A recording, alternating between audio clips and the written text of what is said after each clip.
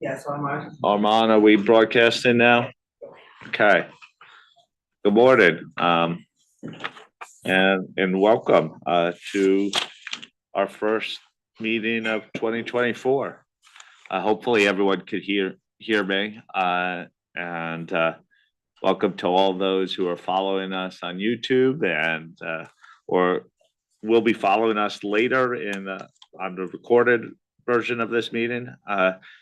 I really want to welcome our 5 new board members as well, Sammy, Hernan, Michelle, Robert, and Christelle. It's great to have you here with us. We really look forward to benefiting from your wisdom during your terms, and we hope you are active participants, not just over the 3 years, but immediately, because we have a number of key topics on our agenda today and throughout this week. I also wanted to welcome, we have 2 new staff members with us. One's at the table right now, Natalie. Nice to see you here. And Anna is in the back over there. Welcome. Anna is suffering from that same jet lag I was talking about last week, so she's just arrived. I also want to congratulate 2 of our team members for their promotion. Hankin, congratulations on your promotion to principal. So congratulations, Hankin. And Megan, you've been promoted to project manager and you're helping out the teams. And I think we look forward to working with you in your new role. I see some old friends joining us today. Jim Dalkin, yeah, keeping a watchful eye on us. As our former gang chairman, as we go into this new stakeholder advisory council world. I also We heard that. the speakers are working for some things, clearly. So we're being recorded if you haven't noticed. Janine, welcome to our board. For those who don't know Janine, she's our PIOB observer. We also usually would have someone from the Japan FSA. They're in a transition phase right now, and the Japan FSA is yet to appoint a new observer, but I assume we will get a new observer from the Japan FSA shortly. I've been told that Fernando, speaking of old friends, may join us at some point during this week. As well. As you know, Fernando stepped off the board at the end of December. So some administrative items. So you should have received, all participants should have received the agenda papers for this meeting. All the notice of this meeting has been provided to the public. All our papers, as always, are available on our IAASB's website. So we're at a really interesting stage for this board, sort of in the strategic reflection phase in many ways on a few projects. Going concern, we're going to get a little bit of a taste, as I call it, of what we heard on our consultation. It's not the beginning of redeliberations, so it's just the first go. Remember, we did this a little bit on sustainability last time around, sort of to get yourself thinking. Maybe you're not fully had time to digest all the comment letters, but get your key themes, give you a basis for speaking to other stakeholders, thinking about where we may go on that project. So we're going to start with going concern, and then, not surprisingly, we're going to spend a good bit of time on sustainability assurance. We're going to go through, I think, 17 of the questions that we've heard, gotten feedback on in our consultation process. It's really important for the timing of the project to be very specific in feedback we give to the sustainability task force as they take back our input. Our goal really is to close off as many issues as possible and not redeliberate. We're on a very tight time frame on this project. So reopening issues at a later stage will have consequential impacts, as they so to say. But we really want to have a robust debate on all the topics coming to the board and close as many issues off as possible. Clearly, when we get to the final stages, we're going to have to step back and make sure that everything fits together. On Wednesday, we will turn to technology. Remember, we agreed at the last board meeting, it's time to have a clear position at this board about what we do on technology and our standards, and then develop a roadmap as a result. This is most immediately impactful for the work that we're doing on risk response and audit evidence, but will have ongoing impacts into the future and on our work program. What I would say to you is that I have no preconceived notions about where we will end. All I ask is for us to be really sort of daring and bold in the way that we address the topic of technology, and maybe be willing to test the boundaries of where standard setters should go. And then we'll turn to audit evidence. The task force has responded to a lot of the input that the board has given them over the last couple board meetings. What we're trying to do is get audit evidence as progressed as far possible based upon what we know today, and then be able to use that to inform our other work, both in terms of our risk response project, but also other ongoing work, including technology. And then we'll make sure we have an integrated package together. Then we'll turn to risk response, where we're in the information gathering phase, and the team has done a great job putting together a session for us that will be thought-provoking and will help guide future work as we move towards a full project proposal. So that is where we are in terms of the topics on our agenda today. Some technical details, more administrative matters. So you're not new board members. We're so happy that you're here with us, that you're not done right after today's session. We're going to take you on a field trip to our offices afterwards, and you're going to get your photos taken along with new TAs and new team members. So that'll get your steps in today. We're very concerned about your health. I noticed the hotel's a little close to this office. You can probably get here in about 200 steps. We're going to add to that mix. We will be catching up with the Accounting Standards Board of the U.S. The Audited Standards Board of the U.S. Tomorrow, and have a get together with them afterwards. Even though particularly for new board members, but for everyone, it's a good reminder. I know we have a process for submitting offline comments or at key points in many topics. If you have a substantive matter to raise, please raise it. It needs to be on public record. And here's a couple of thank yous. First of all, thank you to all the task forces and the team, both staff and TAs, for your help in getting all the papers together. Thank you to the AICPA for allowing us to use their facilities as well. It's nice to be able to call on their facilities. As you know, IAASB is meeting simultaneously and using our offices, and we do a rotation with them where we are meeting simultaneously. Just for the public record, a few things that have happened in terms of our official pronouncements. We did launch our ED for PI Track 2 on January 8th. We are asking the board members and everyone in the room to draw attention to that. The exposure draft comes to a close. The comment period for the exposure draft comes to a close on April 8th. On February 6th, we issued the ED on proposed ISA 240 revised. To draw attention to it, we're going to issue a video series to help stakeholders understand the proposed revisions and their implications. And we also want to invite you to encourage everyone to submit comments by June 5th. of this year.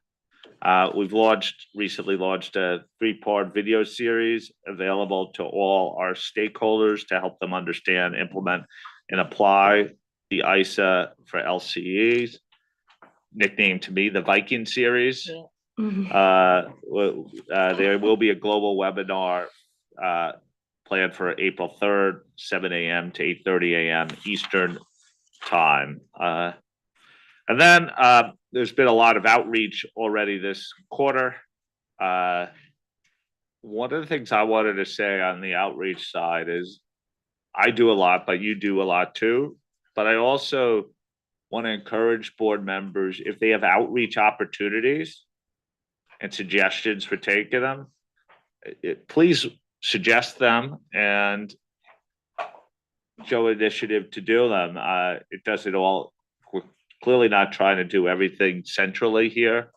There are you have a lot of direct contacts to the marketplace, and we need all of us to be engaged, just like we have on 5,000. And I know many of you have been to date, but it's just a constant encouragement. Just to give a sense of where we've been in the world, or where I've been so far this year, I've been to Kenya to participate in a PAFA, African Union and World Bank conference. In January, we did significant outreach in Europe, both in Brussels and Paris. In February, largely focused but not limited to sustainability matters.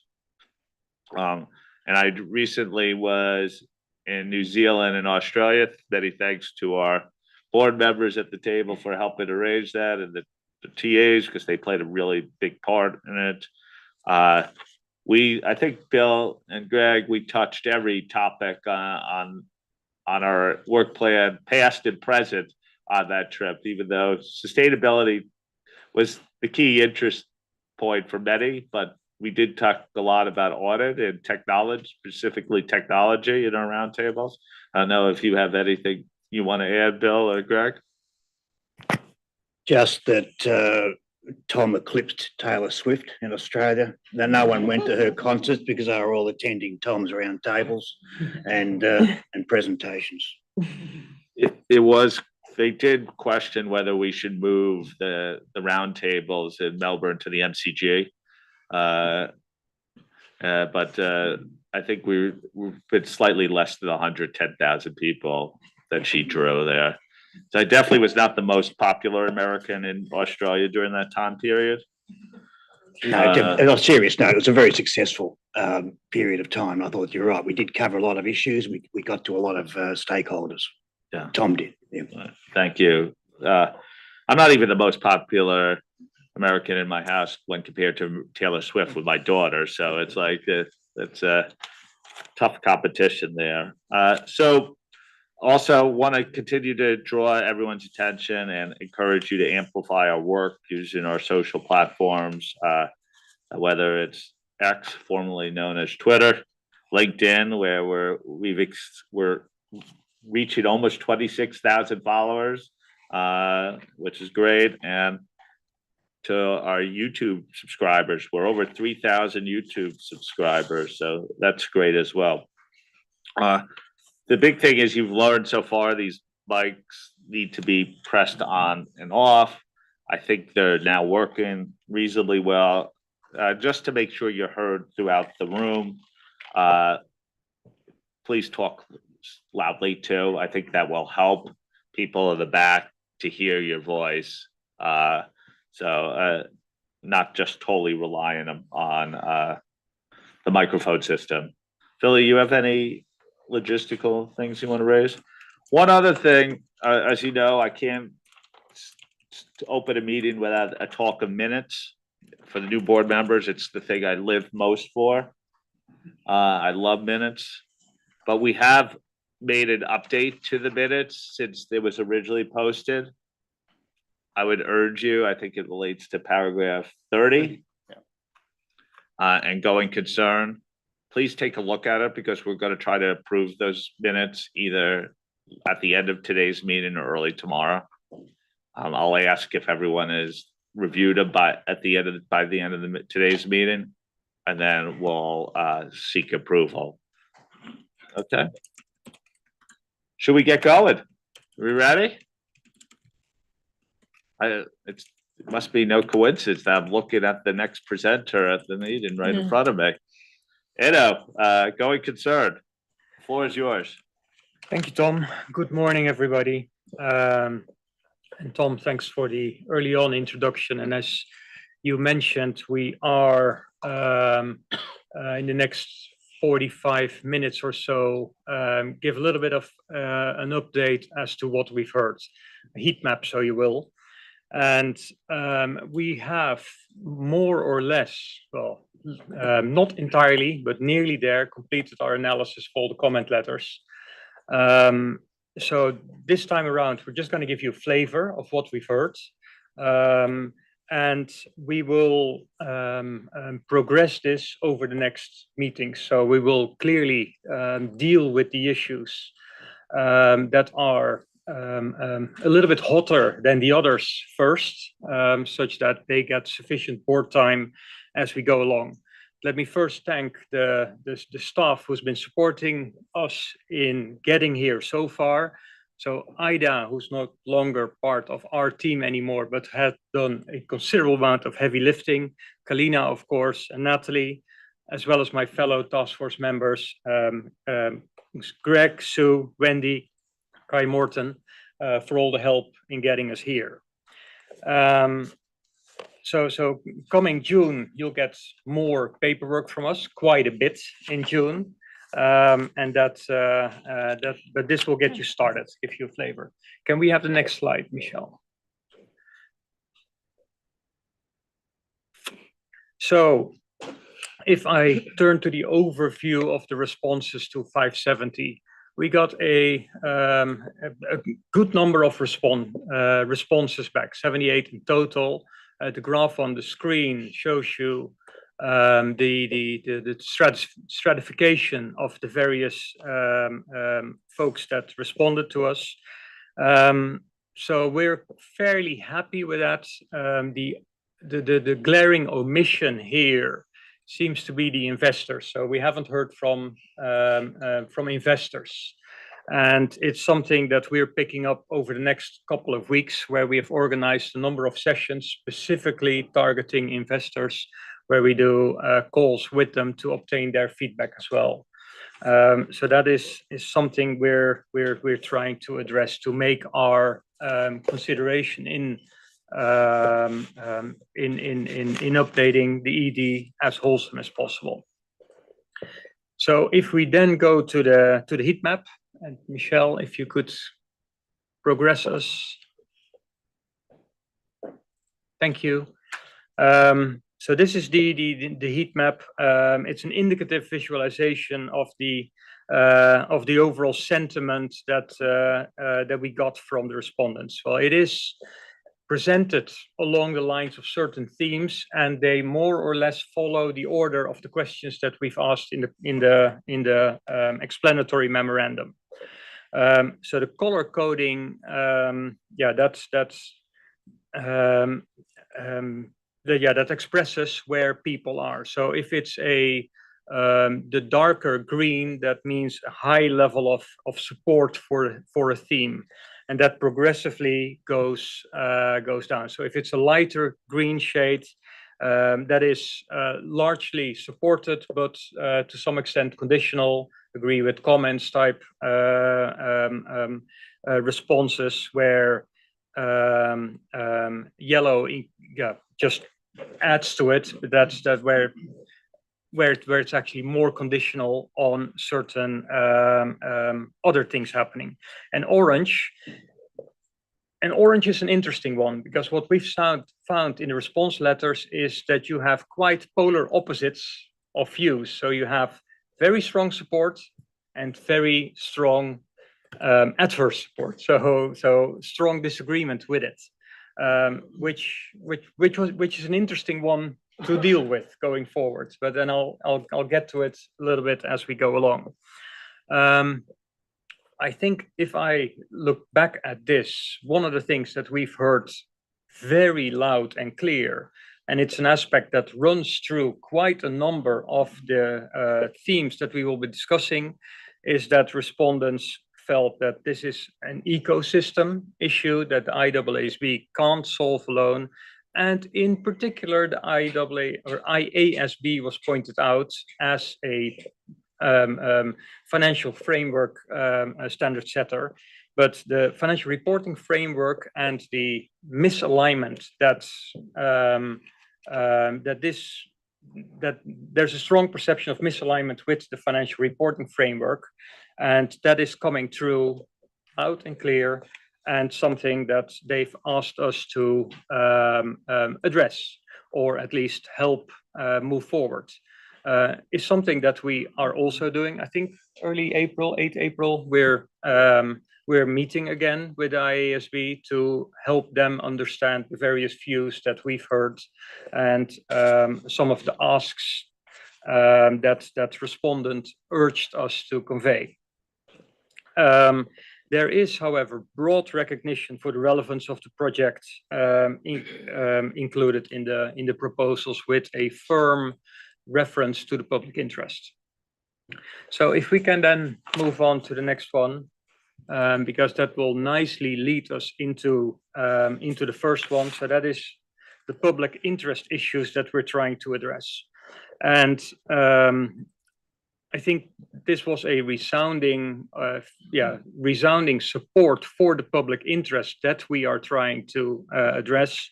But the ecosystem issue comes in this response, or in this question, comes through very loud and clear. And so they are specifically citing improvements necessary in the financial reporting framework, often towards the perception that the auditor now has greater responsibility than management, or at least articulated responsibility. And that sort of balances that out. But on what we're trying to achieve, there's broad support for where we're going. If we move on to the second theme, there was a question about the enhanced auditor's judgments and work effort in respect of going concern. That follows that theme. So the respondents overall were happy with the performance aspect. So more rigor in what the auditor does in the context of going concern. There were also some mixed views in respect of the reporting aspects. So what is required to be reported, and is that balanced enough, particularly in light of inherent limitations that the auditor has, as well as management has, but also the concerns that potentially we're increasing the expectation gap rather than narrowing it. And that was one of the things we're trying to achieve. If I move over to scalability, scalability had a little bit of mixed views, largely support, but a request for further clarity. And particularly in the area where there is not or little risk identified in respect of going concern, questions are being asked. Is all this required work that you need to do, for example, in the area of management's assessment of going concern and the linkage to 540, is that all appropriate then? It seems to leave the risk model a little bit behind and focus on stuff to do. It cites potential complexities when management's assessment process is not as robust or limited. And another fairly strong point that came out is that the standard can do with a fair bit of additional guidance to support public sector entities and the specifics there around. Michelle?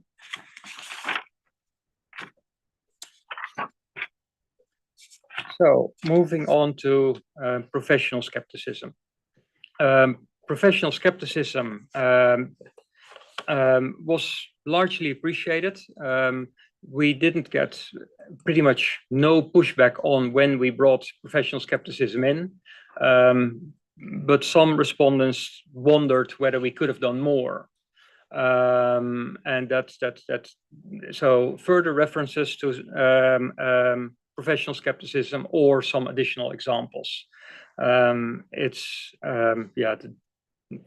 we will have a look at it. Professional skepticism is something that's I think you will always have people ask for more, and striking the right balance will be the task for the task force as we deliberate it over the next months. The definition of material uncertainty, another question that we've asked. Respondents loved that we've defined it. There was broad support for it, and they also pointed out that the financial reporting framework don't define it, and as a result, we got comments on our definition because we put elements in there, auditor's professional judgment, and we tie it to the disclosures. And some of the respondents wanted this definition to be more broadly applied, also to be applicable to management, which means that we can't have those words in there. Hence the recommendations to simplify, if you will, the definition and make it broader. We will discuss whether we should go there, but that wasn't. We made the definition specifically to be applied in the context of the audit. There was another element that we clarified in the application material. That was the phrase "may cast significant doubt." Most respondents were very happy with in the manner we've clarified that, and they recommended to a large extent that we move that into the requirements rather than to keep it in the application material. And I need to restrain myself not to explain what I think. So that's a hard one as we're talking about this, but I'll just stick to whatever we've heard. It's very counterintuitive for me as a indeed. Right, risk identification and assessment. In respect of risk identification and assessment, there was support for the assessment that we've made. There were some mixed views about the level of detail we've included from ISA 315. Again, an ask for clarity, further clarity that it's first management's responsibility to identify events and conditions. Well, there's some have read it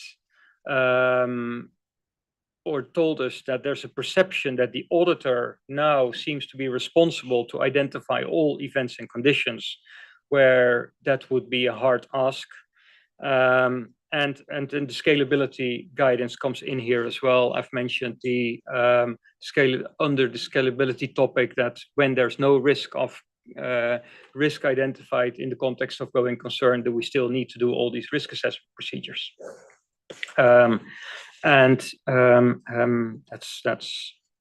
Yeah, I will stop commenting. Let's go to the next slide, Michelle, because now we're getting into some of the more meatier ones. So until here, we see actually quite large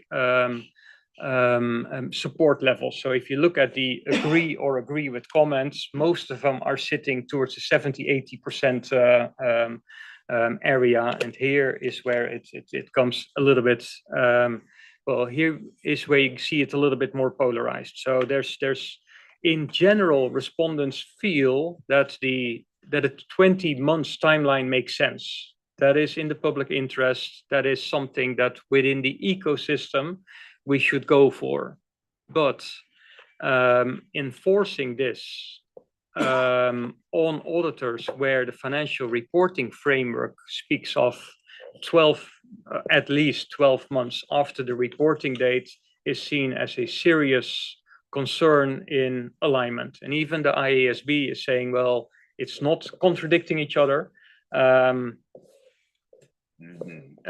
Respondents are very troubled by this and have some very strong views in this. On the other hand, the PIOB and the regulators are firmly for, and then as soon as you walk down the levels of respondents that I showed you on the first graph, the support deteriorates quite strongly. On this topic, is this an area you would use for user consultations, right? Yes. This is. Yes, okay. so we will talk specifically to the investors also on this topic. Yeah, okay. Yeah. And you may remember that we've built in some flexibility particularly for entities that have a less robust process, or where there is limited or no risk of going concern. And we've asked them whether that's practical, and there are a number of comments where they say, well, this is going to be difficult in practice, and this is going to work on our this needs work in our relationship with our auditees. So this is one that clearly will be on the one of the first topics we will discuss as a task force, and bring back to you in June. Such as is the next one, evaluating management assessment of going concern. So whilst it's clear to the respondents that this is a more robust approach compared to extant, they do wonder whether it's inconsistent with the concept of risk-based audit, because you're always required in ED 570 to evaluate management's assessment of going concern. They are troubled with scalability thereof, which I guess makes sense, and they wondered if it's more sensible to apply these to audits of listed entities or public interest entities. That's something we'll have to think about. 570, just to remind you, in the context of management's assessment, we roped in the concepts of 540, where we ask the auditor to look to the 540 as to methods, significant assumptions, and data, and how they form part of management's assessment of going concern. By and large, there's broad support for introducing those concepts there, but they did encourage us to consider whether this is all too mechanical, and whether it's scalable. It encouraged us to maybe put a little bit more focus on the significant assumptions rather than the methods and the data. But overall not dissatisfied with the responses that we got back. Michelle, thank you. Same, also broad support for management plans. So if there are events and conditions identified, the requirement for the auditor to more robustly look at management's plans for future actions and the requirements in that respect, that was broadly supported.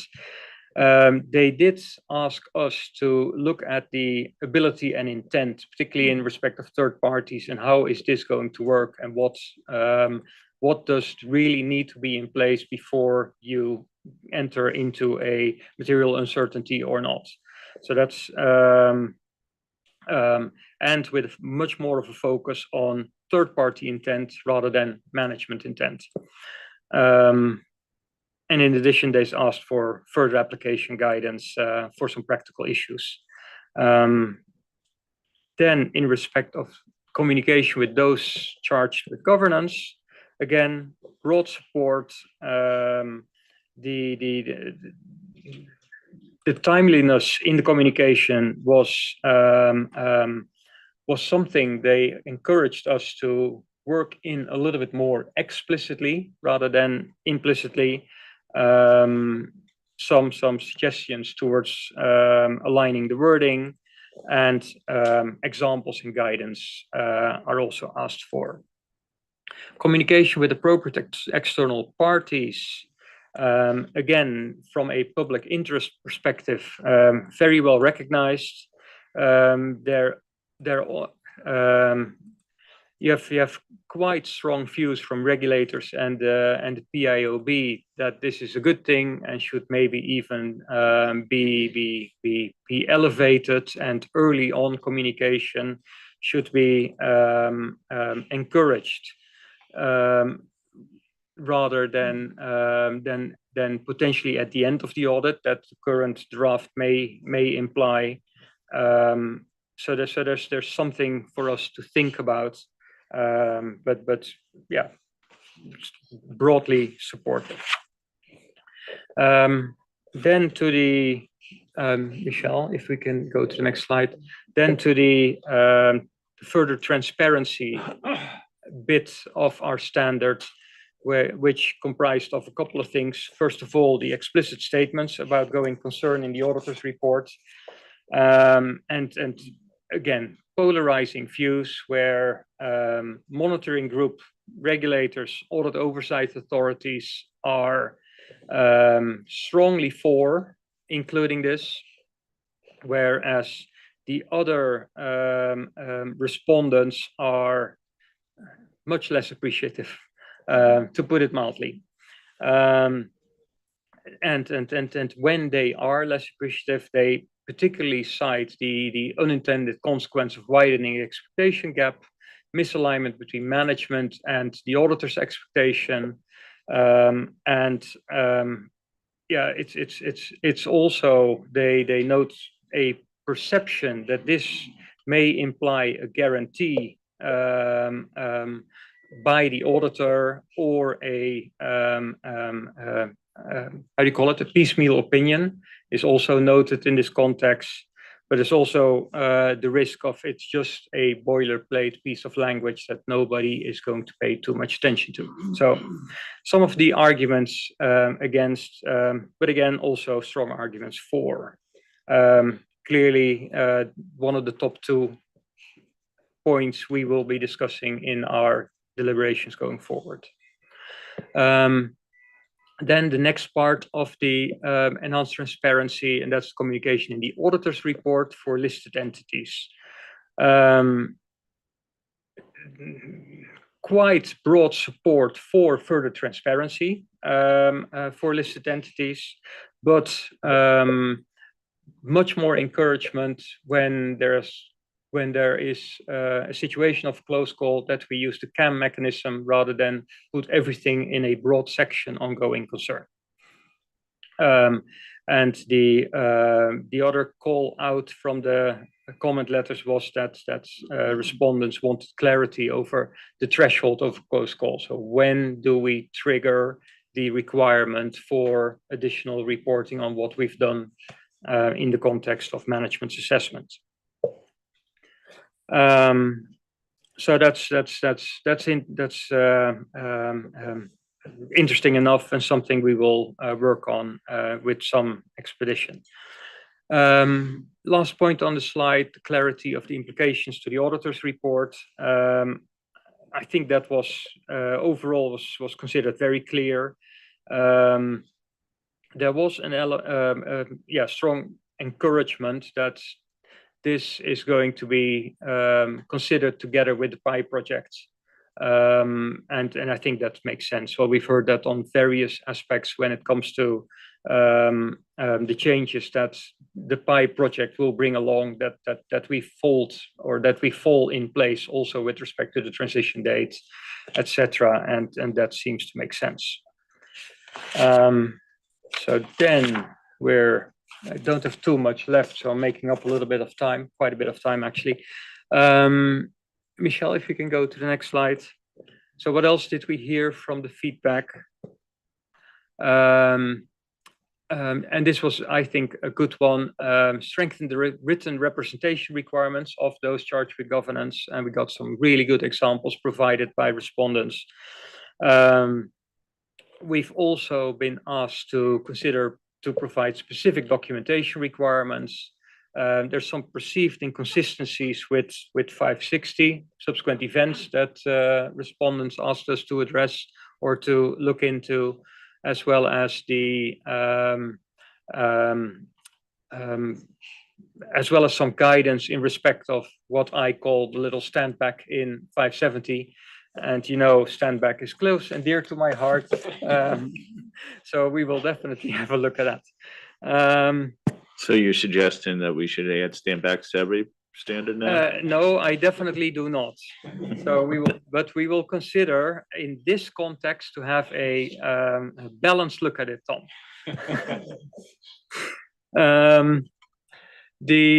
I've mentioned briefly before, well, the public sector considerations, because those are a little bit special, particularly in light of some of those having continued funding associated with them. To what extent is this applicable? Can we make that a little bit more specific?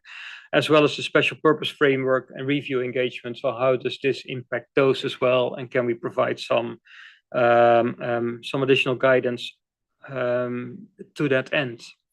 In respect of the proposed effective date, the 24 months was considered a more reasonable implementation period, but by and large, the respondents were pushing us to coordinate this with fraud listed entities, which will push it towards 24 months anyway, likely. So that's what we've heard.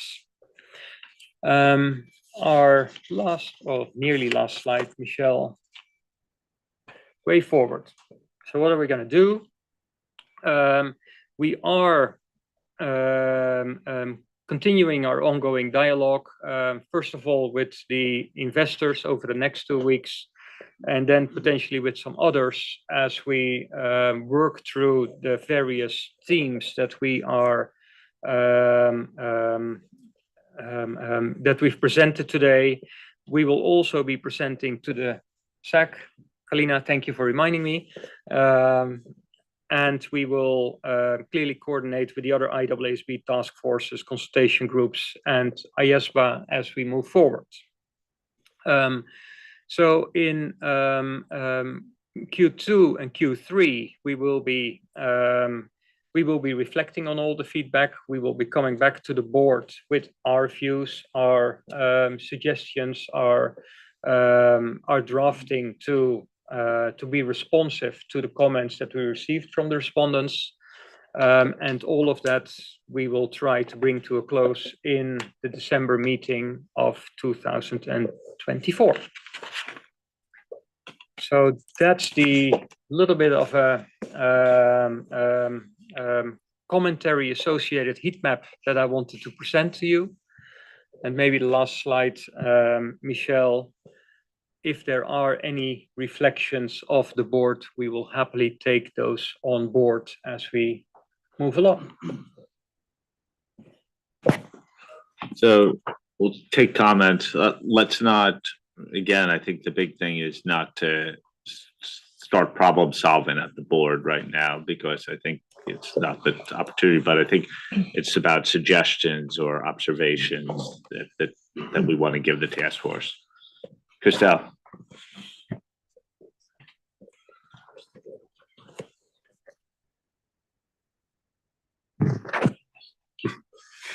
Thank you.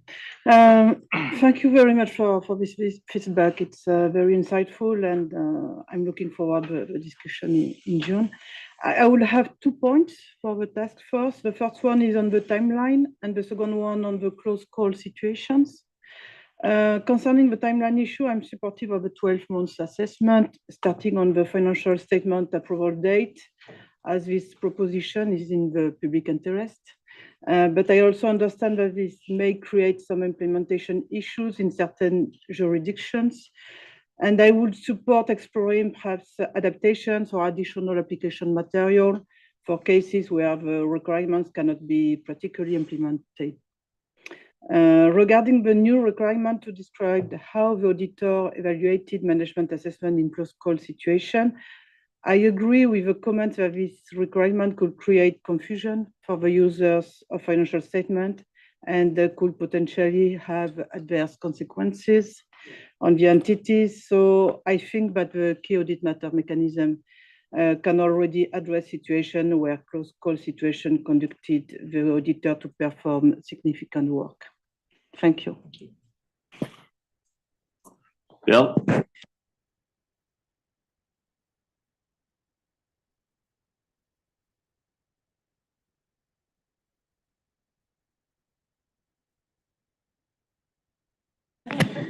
I was just commenting on how well we do a due process and get the feedback. But getting no responses from investors is a concern. Again, I praise you for reaching out and filling that gap. But it does just raise to me a broader issue, not just for going concern, but generally in terms of getting investors engaged. And it's not an easy fix. It's a very hard fix. And all I'm saying is, as you go through the thought process with further outreach on going concern, let us think about how we might better engage investors in the future on all of our projects. I think, yeah, enough said. Thank you. Eric? Edo and the team, thank you very much for the summary and analysis. It was very consistent with, I guess, what we were kind of expecting to hear on a lot of the issues. The only thing that I just wanted to encourage you is with respect to the public sector, which I know you've mentioned a couple of times in your remarks, but whether it's possible to continue working with the IAASB on their framework and going concern. Thanks. Robert? Okay, mic works. Well, thank you very much, Edu, for the presentation, and I have a few reflections on the feedback, which is influenced to some extent as my experience on the preparer side, but also I have received some input my jurisdiction. As a matter of principle, I think it's very important to know or to state, and this underlines everything, that its management of an entity should have control of whatever information is made public about the entity. And this role should not be the responsibility of the auditor unless the auditor modifies the audit opinion. For the timeline issue, which was discussed and which was a clear red marked, as a former preparer, I share the concerns expressed about the auditing standards seeking to impose accounting requirements on reporting entities, since this undermines the respective roles of accounting laws, regulations, and standards versus auditing standards. Perhaps as a solution, just for food for thought, it would be worth exploring whether to require auditors to use 12 months from the date of approval of the financial statements, unless management declines to do so, because financial reporting framework does not require this. Yeah, and this is or can be done or is true in some jurisdictions. About explicit statements about going concern in the auditor's report, I share the concerns expressed that the proposed statements in the auditor's report will lead to or might lead to users' misunderstanding. And the question arises whether the statements can be written in a way to reduce such misunderstanding. And I believe that some common letters made relevant suggestions to this. Thank you very much. Okay, Julie?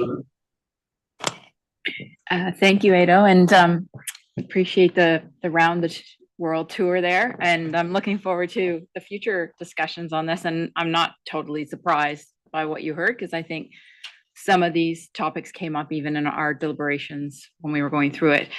Just really reflecting on three things. One is the coordination with IAASB. I know that's top of your list, and I'm actually happy we have stakeholder feedback now to say that's an important issue.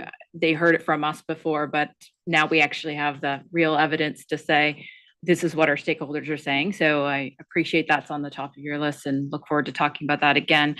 I really liked how you framed the focus on the risk-based approach. And if there's any way to build that in, I think that would be an improvement to where we are today. And then the last thing was, I know you mentioned the interaction with the PI Track 2 project, maybe just a caution that we don't get too far ahead of that, knowing that we don't know what we're going to get back on exposure. So we're not sure where we'll end up there, but I know that that will be something to coordinate as well as we go along. Thanks. Neil? Thank you, Ada, to you and your task force. I think just to combine 2 points from Bill and Julie, the investor area is obviously a concern, and then the coordination with the IAASB. I do think there's an opportunity to combine both of those, where the IAASB has an investor feedback mechanism. So you can now engage with the IAASB in a key stakeholder group that we're lacking the feedback on. And I think that would be a really nice intersection with them. And then just to put to the task force around consideration on lenders, perhaps creditors as well, but lenders, institutional lenders, slightly different lens, clearly exposed to a going concern risk. And maybe we could get easier access to some of those institutional lenders to get their views and inputs around going concern. They're key users as well. Josephine?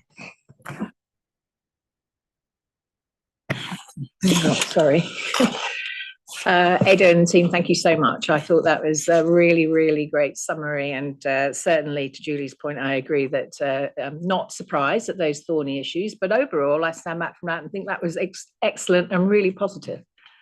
And we already knew that they were going to be thorny issues. Those were the very issues that we were asked to think about when we started off in a discussion paper way back. So, that's not surprising, but I think overall I hear really, really positive feedback with this standard. And I think that we all have to keep that in mind. Sometimes we get so focused on, oh no, we have a challenge, we need to focus on that, and it becomes much bigger. So really great and wonderful about the engagement with the investors and the IAASB as well. Going back to that discussion paper though, I think we do have to keep all that feedback in mind as well as we're going through this, not just focus on the comment letters, but all the roundtable meetings before, everything we've heard as well. Because often, even with sustainability, when we're going through the work and thinking about what the solutions are, we're looking to what we heard in the outreach as well beforehand. So just keep that in mind, because that might help you with your balancing out of the views and what steers you in certain directions. So, but really appreciate it. Thank you. The only other thing, I've talked to the task force on this before, the other group that we should be interacting with are prudential supervisors. Clearly, there's a financial stability angle to issues of going concern as well, in terms of communications when with the auditor. Okay, any reaction to comments you've heard? No, other than thanking everybody for the comments and because we will take those on board and you're right, Josephine. Well, we do need to remind ourselves that we don't only we need to keep clear in mind in why we were doing this in the first place, rather than only solving the comments that we receive in respondents' letters. And clearly they're very important, but we need to strike the right balance, and that's firm in view. And we will consider all the comments received around the board table as well. So thank you very much, and we look forward in discussing quite a bit of this at the next meeting. Janine, before we turn to sustainability, any observations? Okay, thank you. Yes, I think, well, there's a lot of input for the task force and the board to consider. I think it's very good that the task force is already working on doing more outreach to the investors, but also other users. It's very important, because we noticed that there were not that many responses from that area. And yeah, I think only some words going forward for you to consider. I think we need to keep, or you need to keep in mind why we have this project, because you can get lost in all the detailed responses, but I think it's very important to keep in mind why we have this project. And there is this real clear public interest need to move the needle further. And some of the responses, we all expected those, but it's also some of them will also maybe not, if you would implement them, would maybe make that we would not move the needle that far and would maybe not be able to narrow the expectation gap. So there is really to find the right balance, but also to really make an effort to have a strengthened and more clarity around the auditors' responsibilities around the going concern assessment by management. In the end, all to in the public interest, of course, and to in the interest of investors and other users of the financial information. So that's very important. So yeah, I only refer again to our public interest issues that the PIOB publishes on its website. The things are all still there, and I think they're still very relevant.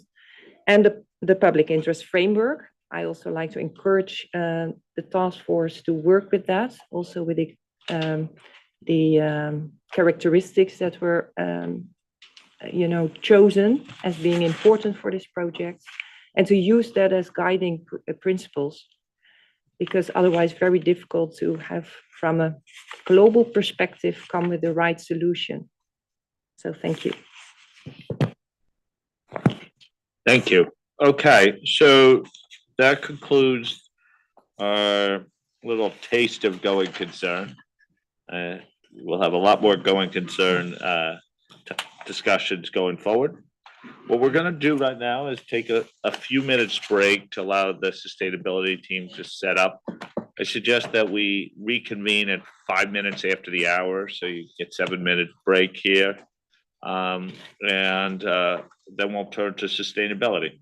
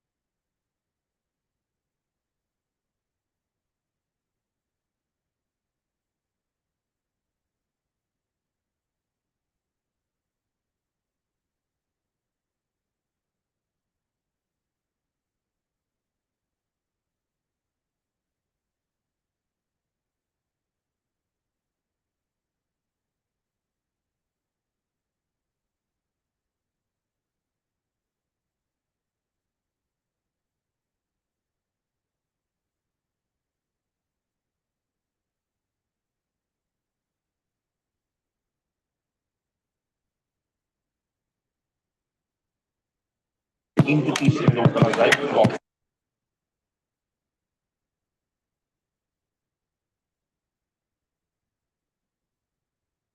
No, you. Sort of lazy.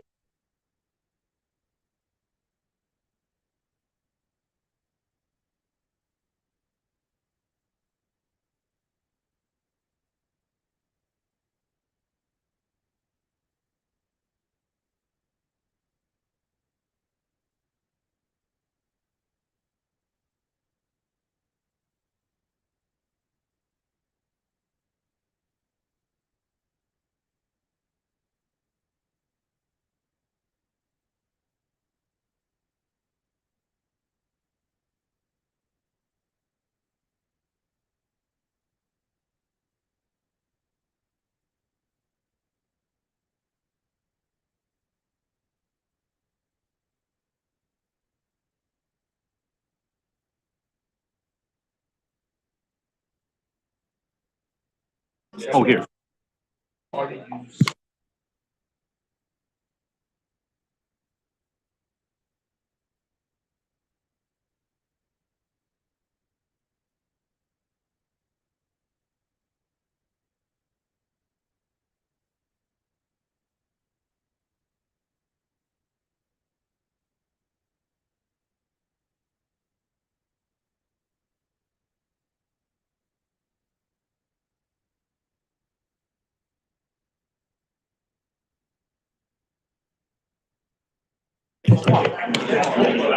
That in your way? Nope, fine. Because. I know, you know what?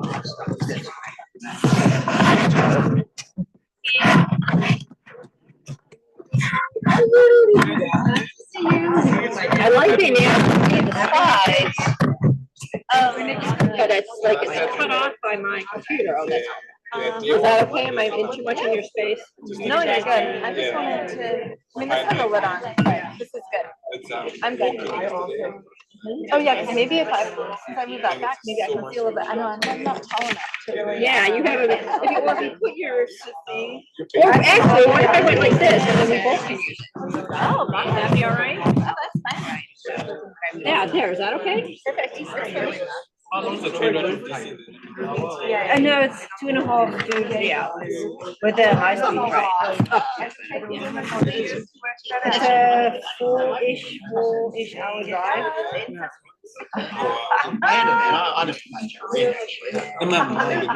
Yeah, but see, for like UX, then that's super close. Can we, Yeah.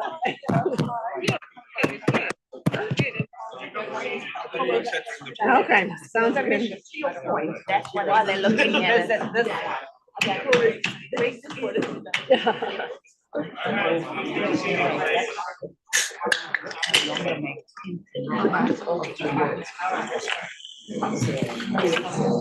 okay, can we get seated and resume? We have a little bit more work to do before the next lunch for lunch. Who are you looking for? Someone's to change the slide. It's Michelle. Michelle, not going to. Michelle. Oh. Claire, what happened to? Okay.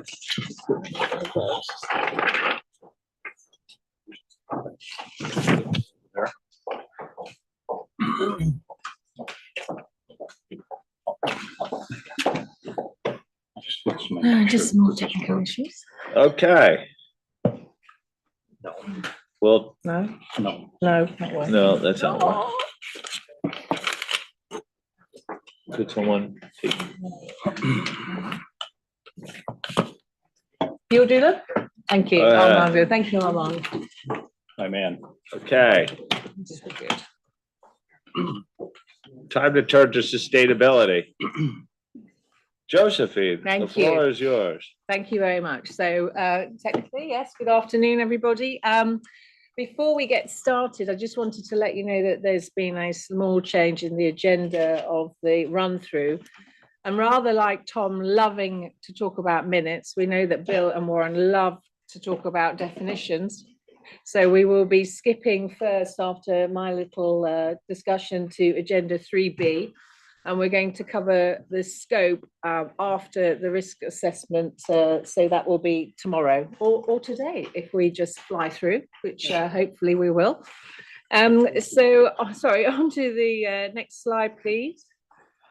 And here we are, the amazing team at our January task force meeting. And I say amazing team because in a very short period of time, I'm sure, and over our Christmas holidays, pulled together responses and solutions to over 14 questions and 7 themes, and a real call out for Armand and our Megan here, who's here with us today, who do a lot of work to support the team, pulling together comments, setting up project pages, checking consistency across documents, generally making all our lives so much easier. So thank you to you too as well. And then again to the next slide.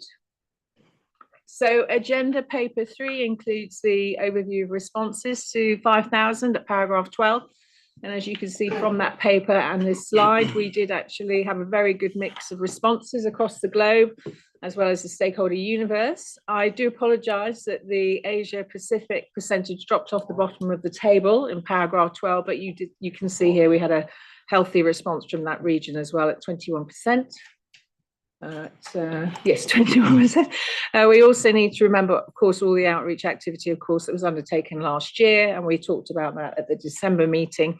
And so this slide is really only covering comment letters, of which we had 146 in total, albeit 3 of those were very late submissions. So they're not on the official list, but we will, of course, consider those in our work.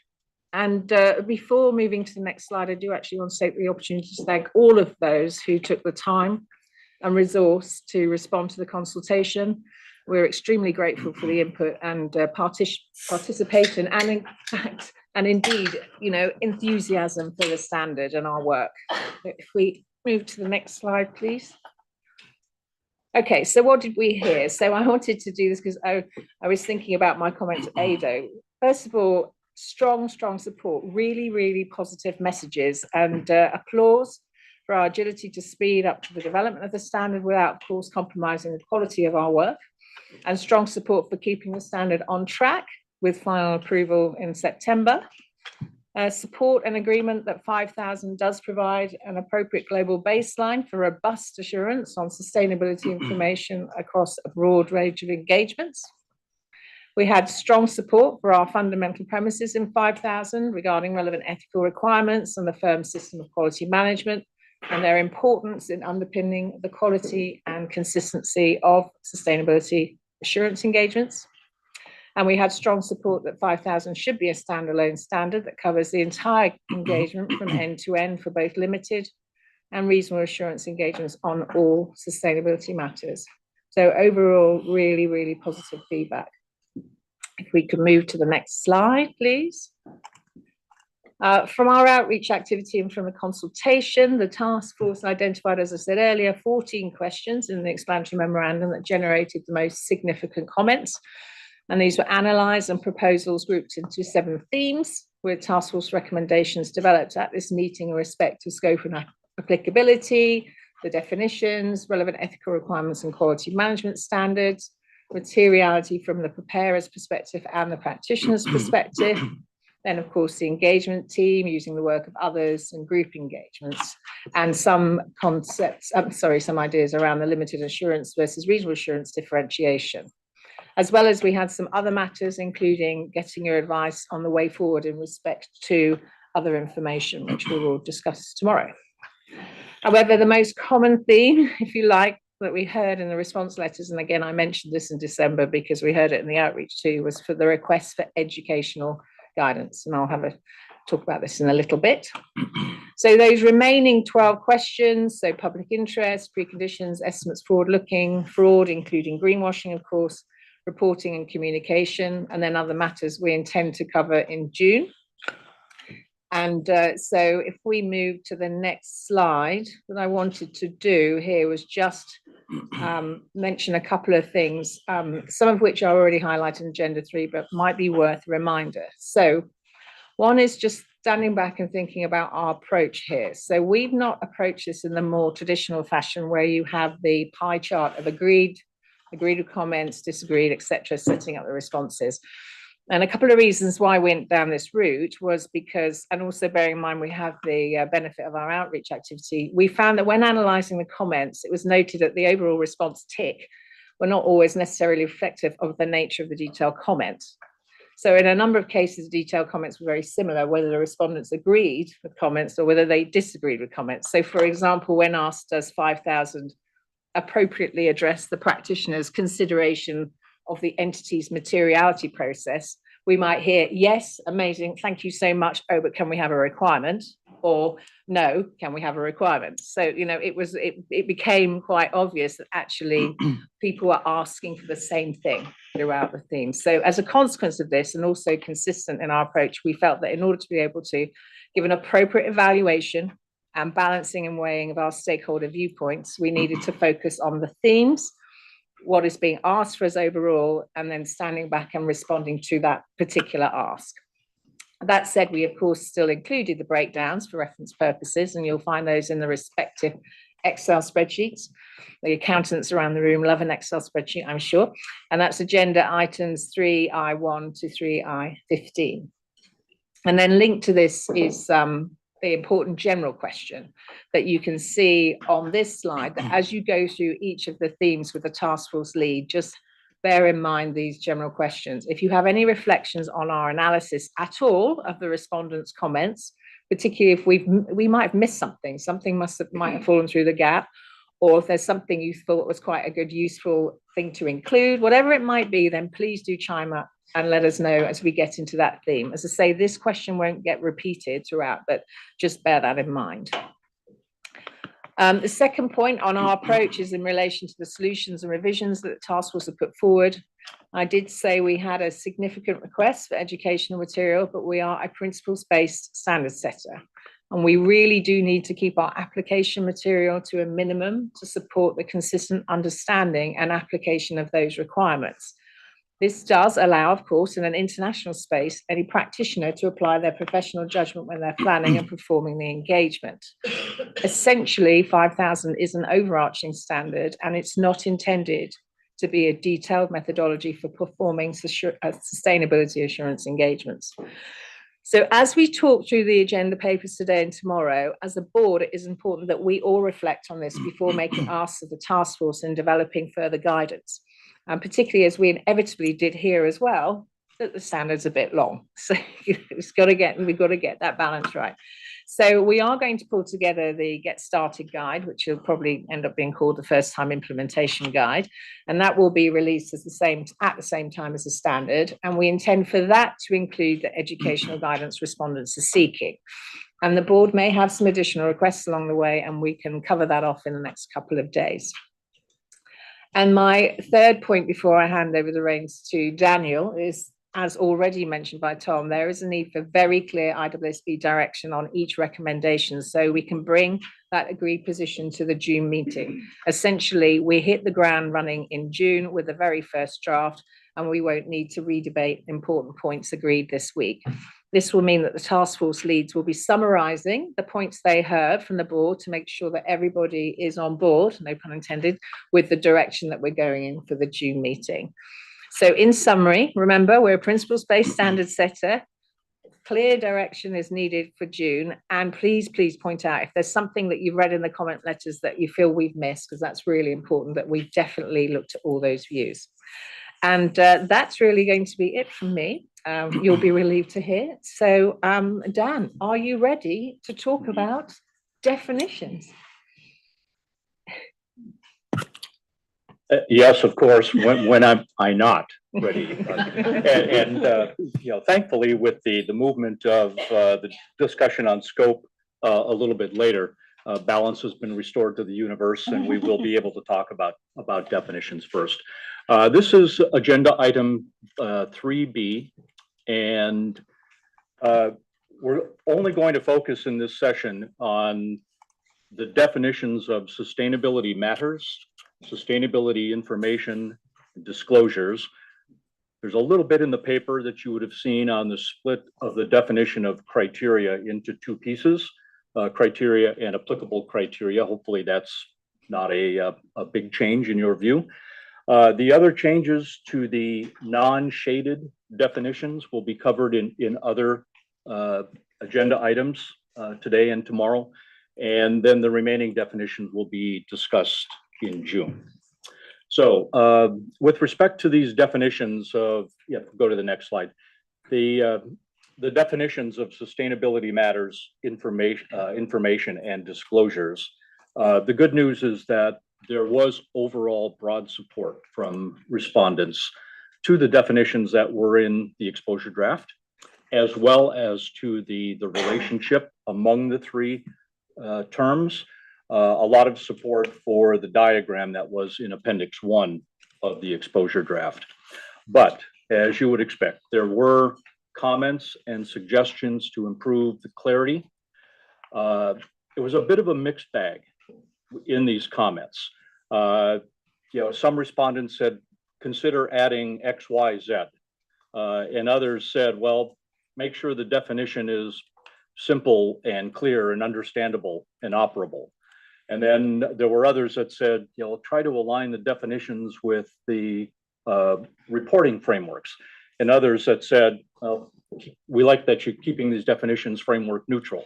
So the task force had a bit of a challenge in terms of going through the comments and coming up with targeted revisions that were described in the paper, the issues paper, as well as in the indicative drafting in agenda item 3H. So I'm not going to go through the analysis of the comments. You would have read those.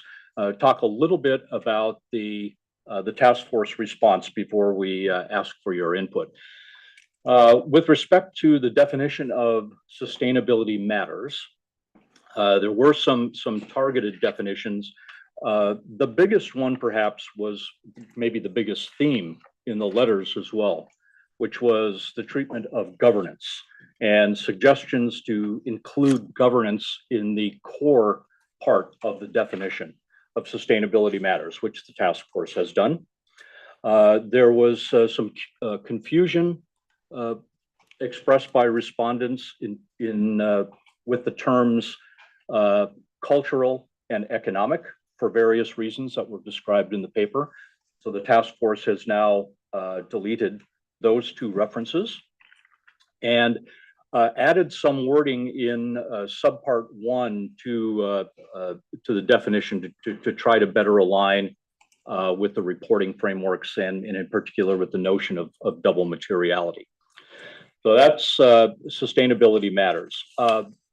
One point that was noted in paragraph 26 of the paper, in talking through all of the comments from respondents, the task force said, well, if the definition starts to get too complex and long, maybe an alternative is simply to cut it back to the core level of sustainability matters being environmental, social, and governance matters, and deal with any details in the application material where it can be pointed out that the first frame of reference would be the criteria or the reporting framework. And you could talk a little bit more about some of the details of what some of those matters might be in the reporting frameworks. The task force elected not to go in that direction in the indicative drafting simply because there was a fair amount of support for the definitions that were in the exposure draft, but left it out there as an alternative. Sustainability information, the definition, as you can see, was streamlined, was revised a little bit to try to address probably what was the major theme of clarifying the relationship or the difference between sustainability information as a whole or overall and sustainability information subject to assurance. And the task force talked about it again and made some changes to the definition, including taking a sentence from paragraph 4 in the introduction, moving it down, trying to make a few changes to paragraph 4 in the standard itself to try to address that point. There has been some initial input, I might add, that some clarity might have been lost in the streamlining because it no longer now simply states that sustainability information is information about sustainability matters. So the board might think about that and whether reverting back to the exposure draft construct might help with clarity. And then the last point on disclosures, there were some calls for using the term sustainability disclosures rather than just disclosures to avoid any confusion with financial statement disclosures. The task force had a look. You can see there are quite a number of references to disclosures throughout this standard. The task force elected not to change because the view was there's no other way to interpret disclosures other in this standard, a standalone standard on sustainability information other than sustainability disclosures. And that paragraph A16 in the application material does help to clarify the distinction or the difference from financial statement disclosures. So Tom, I will stop there and we'll ask the board for their input on the definition of sustainability matters, sustainability information, and the definition of in reference to disclosures. Do you want to do one at a time? It may be helpful to just do one. Okay, let's just break this down. Yeah. So we'll take comments on the definition of sustainability matters.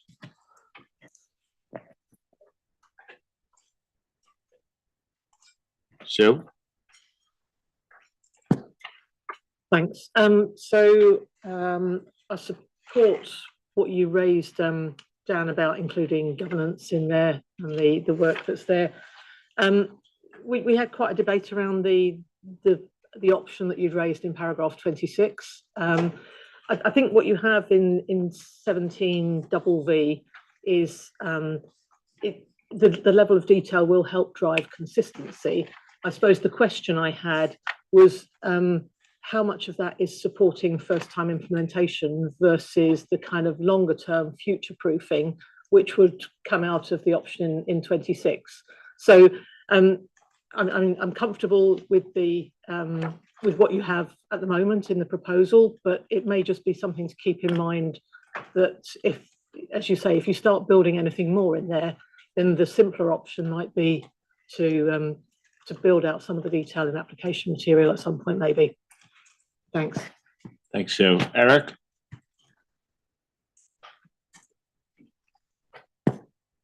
Thank you. And I think appreciate the direction of the changes. We had comments back about some of the items that you've now addressed, so that was very positive.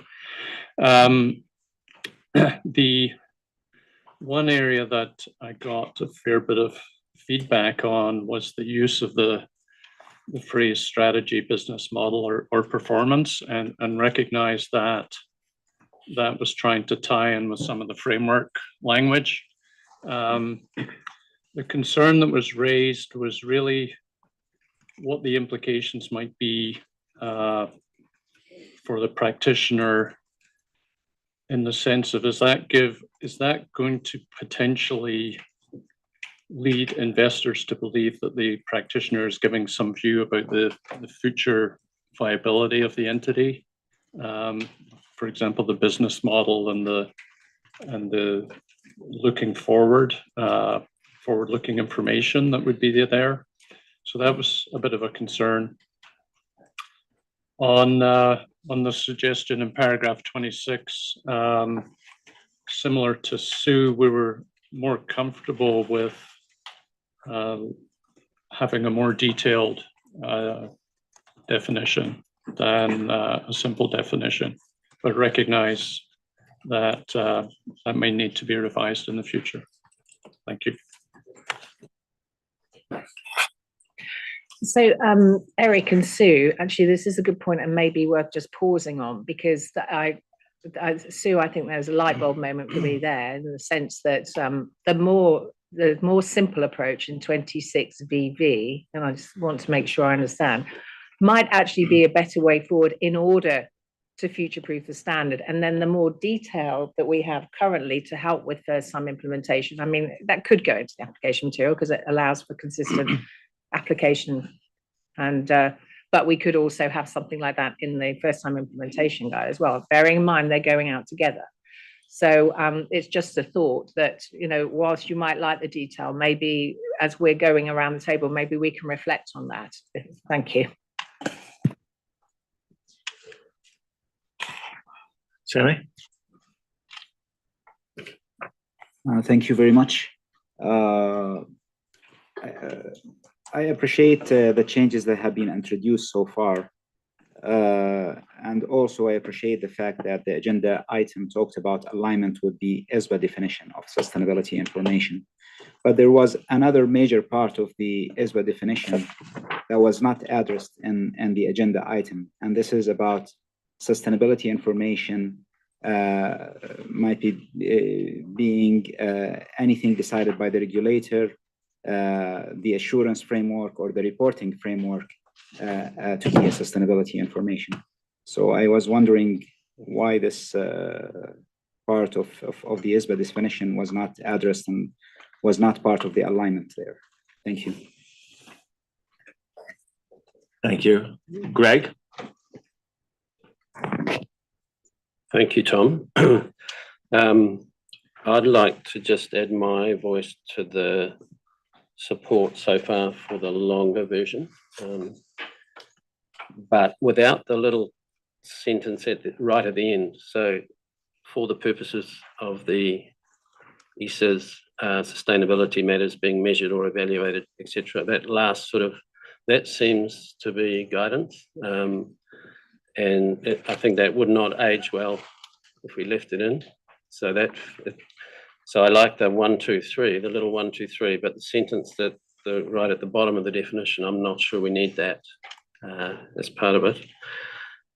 I note the inclusion of targets, and I like that in the definition. I think it raises a lot of questions though, and I guess we'll talk about all those under forward-looking information maybe at the June meeting. But you know, things like, is it about, in terms of the assurance provided, is the practitioner looking for support for the target or the reasonableness of the target, or, you know, there's a whole lot of questions that start to be unpicked in there, but I think I'm getting ahead of myself. I think it's probably, I like the notion that targets is part of this, but it does raise a lot of thorny issues we're going to have to deal with. So they're my main points with this. I like where you're heading, but I just don't think we need that last sentence. Thank you. Julie? Thank you. Thanks, Dan, for I always love talking about definitions, as do you. I was comfortable with where the task force had gone. I think the move back to the E, the S, and the G was helpful. I think that's what we heard in the feedback, and yeah, I was comfortable with where you're going, and also wasn't opposed to this longer definition as well. I'll raise my second point here. I'm not sure if it's here or when we get to sustainability information, but I know that IAASB's sustainability matters, I believe, definition looks a lot like our sustainability information definition. So, and appreciate that there's more work to be done for coordination purposes, but the fact that those definitions will, or at least at the moment, are different could be quite confusing. And so I just wanted to raise that here because I believe their sustainability matters definition is not equal to ours, and then that makes the sustainability information definition different as well. So just that was my second point. Thanks. Kai? Thank you. Similar to what been said, I support the task force suggestion and the move back to ESNG. I think that's a good add, and I also support the longer form that we have that you have in the standard, suggested in the standard. And similar to Greg, I don't see the need for the last sentence for the purposes of the ISA, that sentence to be in. Could I maybe conceptually ask, we had two comments on that, but I thought there was a reason that the task force thought it was necessary to have that last sentence. So as way of background, it would be useful to understand that. Dan or Billy? There we go. So you have to remember that occurs in two places. It is in the definition regarding sustainability matters, and it's also in the definition around sustainability information. And you'll remember when we were developing the exposure draft, we actually started with a very conceptual definition to just say sustainability matters in the context of an assurance engagement is the subject matter for purposes of this engagement, and sustainability information is the subject matter information. And remember, the feedback we got is that is too conceptual. We need to make it more sustainability focused. But then we didn't want to lose the link to the conceptual. And that's why we had that add-on in both definitions. So you will see nothing has changed there. I mean, it was there in the ED. We haven't changed that. We just took out applicable before criteria. And I think, so the idea is to make the link, because we still have a broad body of standards. We still have international standards on assurance engagement. We've got these standards, and it's also about the matter of coherence across our body of standards. So we just clarifying in this is the sustainability matters would be the underlying subject matter. It was sort of an evolution from starting there, then moving to sustainability, make it more sustainability focused, but keeping the conceptual link to our overall body of standards. Right. Thanks, Tom. Yeah, yeah, I understand that, but I think it's sort of a transition comment. But it'll live on. You know, if we actually put it in, if we embed it, it's going to live on. And a couple of other points. I mean, this is a standalone standard, so we're asking people to, you know, think about this as a standalone, and we're also trying to create a profession agnostic. And yet we're now pointing to a whole lot of other places. So just a couple of other points to maybe reinforce. I think it's helpful, but not in. I wouldn't just have it in the definition. I think, you know, it's implementation or education guidance, isn't it? So I think, I mean, in the end, the board has to decide it. But like I said, this was in the ED, and we've not changed it. So now we have to make the decision: do we want to change it? We were also asked in some of the comment letters to elevate it and make it more robust. So in the end, the position we land on is we leave it as it was in the ED, subject to that minor change. So we would actually be going in the opposite direction to what we're being asked to do, which to elevate the idea of underlying subject matter and subject matter information. I think it's a good compromise. Yeah. Rita? Thank you, Tom. Maybe on the last point on those additional sentences, I'm very comfortable that they remain. In respect of sustainability matters, I am probably leaning more towards the alternative presented in the issues paper, given that it's shorter, more succinct. It allows further flexibility towards alignment with the IAASB definition. And those 3 points you can draw out in application material, and just, I think it allows for a little bit more flexibility when IAASB goes off a certain tangent, which they're not, well, that happens every now and again. So I just wanted you to consider the alternative treatment. I liked it. Anand? Thank you. Well, I agree with the changes of the definitions, but I'd like to emphasize that it is important to remark that in the definition, we have to clearly say that we are referring to sustainability matters other than those that arise from the application of accounting frameworks, because there is also sustainability matters reflect when we apply accounting frameworks. I believe that we emphasize in this point. Okay, just a couple of things from my perspective, and then we could start to narrow this down. I'm supportive of what was in what the proposed changes in 17 VVR sustainability matters in the longer form, precisely because I think it will be helpful to have it in a longer form in the near term for policymakers and others who are trying to interpret how this assurance requirement fits into local requirements as well. I understand, I think it's broad enough as we are writing it, that it incorporates most frameworks and should be broad enough for the near term. And we could always consider at a later date. I don't feel like that if you weigh future proofing versus the needs for people to connect the dots, I would prefer the current form proposal. But that's my point of view. I'll take a little bit of a poll shortly. The only thing else on VV is I don't want to give a sense that all three of these elements are required to be part of the sustainability matters. Effectively, 1 and 2 are sort of, 1 is more traditional materiality and 2 is more impact materiality. And it could be either or both. I guess it can't be or both but there's some articulation with the including or use of or and that could make it clear that sustainability matter doesn't need to include all three elements throughout. Okay, so I think Josephine and Dan, we should turn it back to you. It's clear in my mind that we need a sense from the board about, first, it seems like most people are in support of the way it's being aligned closer to ESG.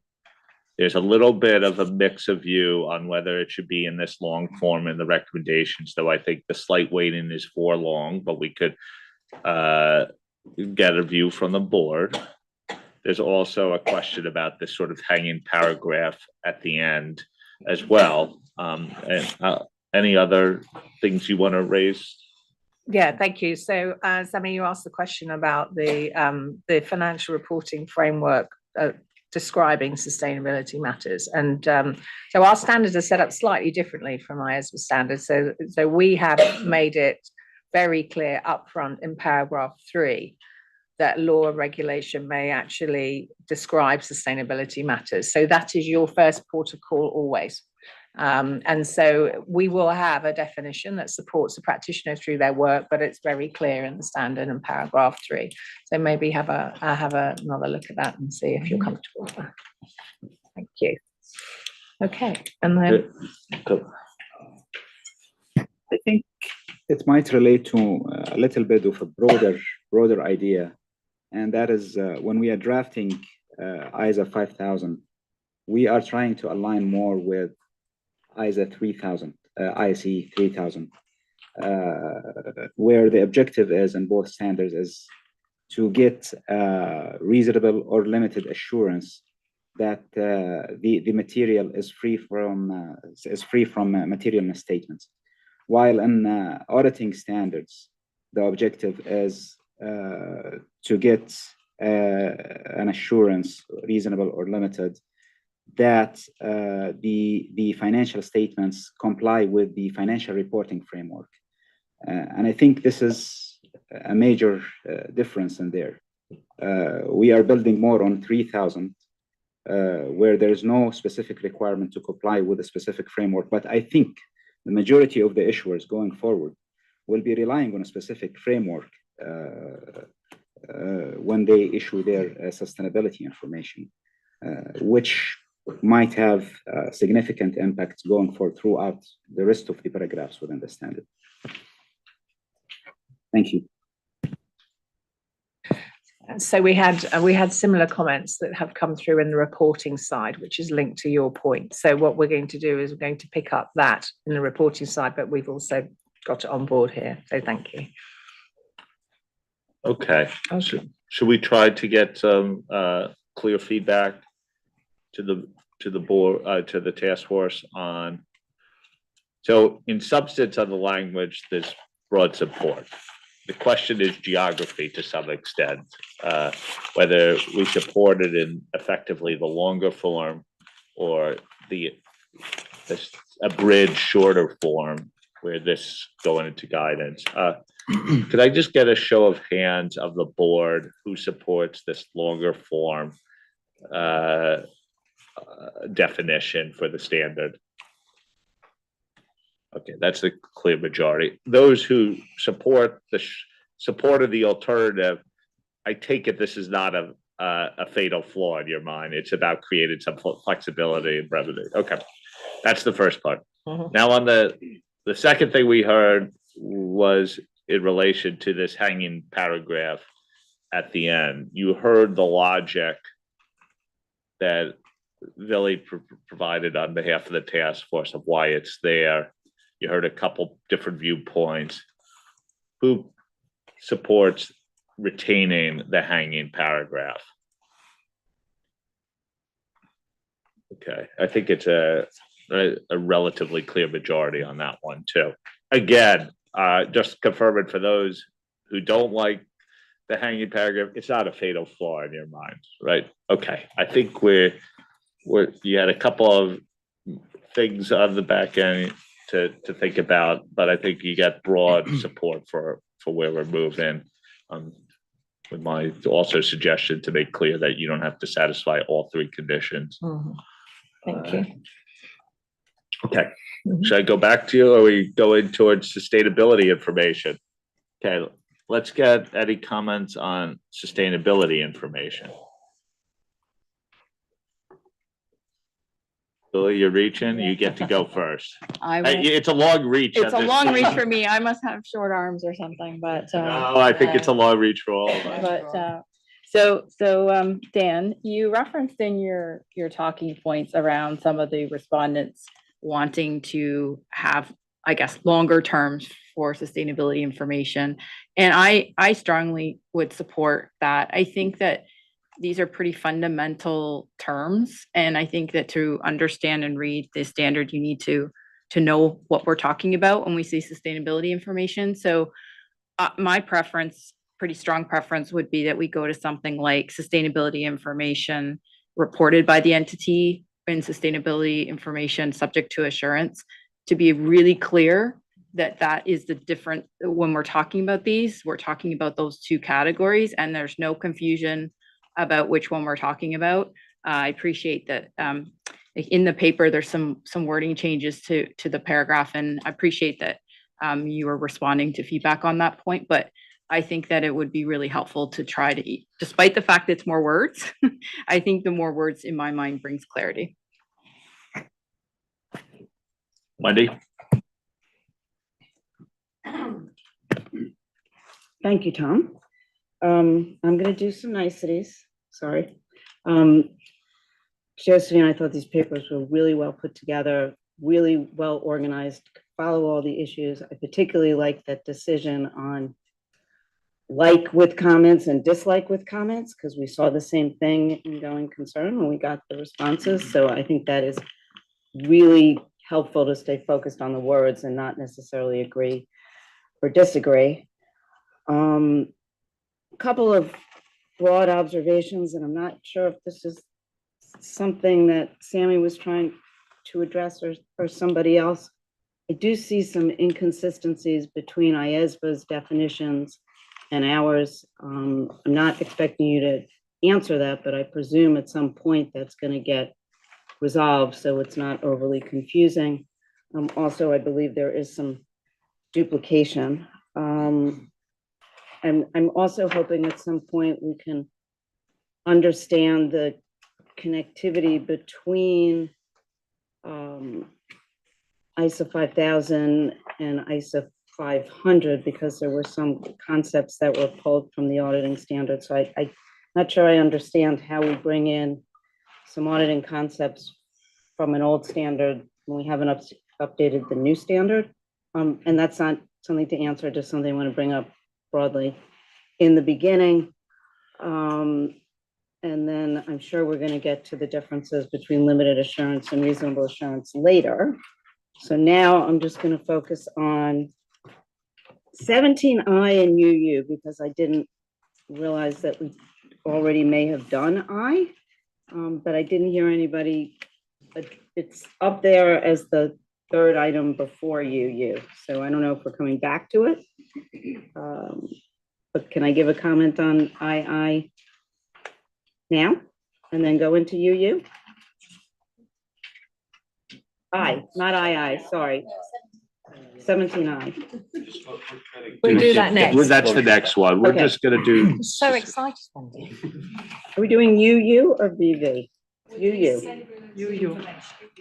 You. Okay. So that was a lot of words and a lot of confusion to get to.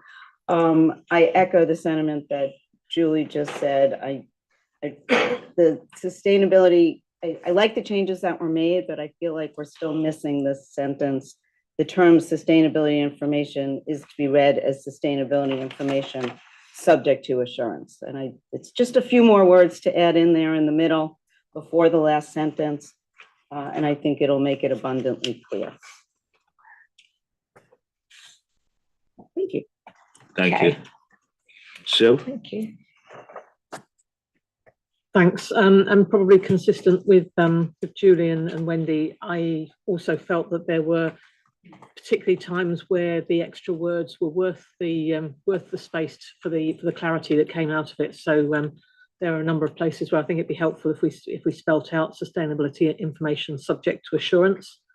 I'm not sure whether we're picking up Appendix 1 here, but since it relates to the definitions, I just wanted to say that I was supportive of keeping Appendix 1 and keeping it as an appendix as part of the standard. I think there was a suggestion about implementation guidance, and I think because it supports the definitions and the application so well, it's valuable for keeping it there. And then I suspect that we will come back to the discussion around other information later on during the discussions, but just that add in 17 UU, obviously the play into other information is important, and trying to clarify that particularly where there's an annual report is important. But overall, on 17 UU, I was fine with that. So thank you. Thank you. So we've gotten a few comments on adding something about subject to assurance. Is it fair to say that the task force would be open to considering that? Yeah. Yeah. So Well, just, I mean, the only thing I would say is that we didn't get very many comments on it. So it's quite a surprise to have these comments being raised here, but we'll have to take that one on board. okay. Kai? It was on the same point that you just had, that I think it needs those extra words to add the clarity on what are the information that we're talking about. Okay. Ada? Thank you, Tom. Yes, I'm in that same boat. So I felt like Julie. I know it's in 300 places and it will add a bit of length. It's It's not 300, it's disclosures. Oh, is that disclosures? Okay, so good. Well, then it's less. Then I feel not so bad. But I think that additional clarity of what's sustainability, because inherently you can read it in two ways, and we need to provide that clarity. I know it was in some comment letters, anyway. Wendy, is this on sustainability information? Yeah. I wanted to pull the thread. Sue brought up Appendix 1. I absolutely don't want to see that graphic disappear, and I also thought maybe we should consider putting it in the standard itself, because it's very helpful. I find myself going back and forth to refer to it often. That was it. Thank you. Okay. Anyone else on sustainability? Michelle? Thank you. When I'm reading UU along with VV, I know VV already closed, but I am getting a bit confused that information that results from measuring or evaluating sustainability matters is what is in UU. And when we read VV, the Roman 1-2, it mentions about how such matters impact the entity's strategy, business model, the impacts of entities' activities, products, and services. So where exactly is the information or the measuring to be done, under UU or VV? Because when we talk of VV, the impacts and how these matters impact, there would be some element of evaluation and information that would come in VV. This is what is my thought. So like Tom, you just suggested in the articulation, whether in VV, whether we can be more specific. Like, for example, I'm just suggesting that sustainability matters, environmental, social, and governance matters, including matters that impact. And then we have Roman 1, entities, strategy, business model, or performance. Roman 2, entities, activities, products, and services on the environment, society, and economy. And Roman 3, the entities, related policies, plans, goals, and targets. Thank you. Do you want to respond? Yeah, so thank you for that. And we just a thought in terms of the changing the wording throughout the standard. Obviously, we'll need to take it back to the task force. But the only thing I do need to check there with our technical program and technical director is if we then have to have consequential amendments to 3000, because 3000 doesn't distinguish. It doesn't make that change at all. And so from that perspective, do we then create an issue for 3000? So we do need to just have a noodle on that one before we take that one on board. So that one, we know, we've heard very loud and clear that you prefer that direction, but we do need to check that there aren't any unintended consequences of making that change in 5000. That's all. Thank you. Sammy? Just to Tom's point, I was wondering, like, why in the definition of sustainability matters, we're saying it's how matters impact the entity strategy, the impact of the entity's activities on environment, and then we use the word and. Why we are not using or here if they are not all required? Thank you.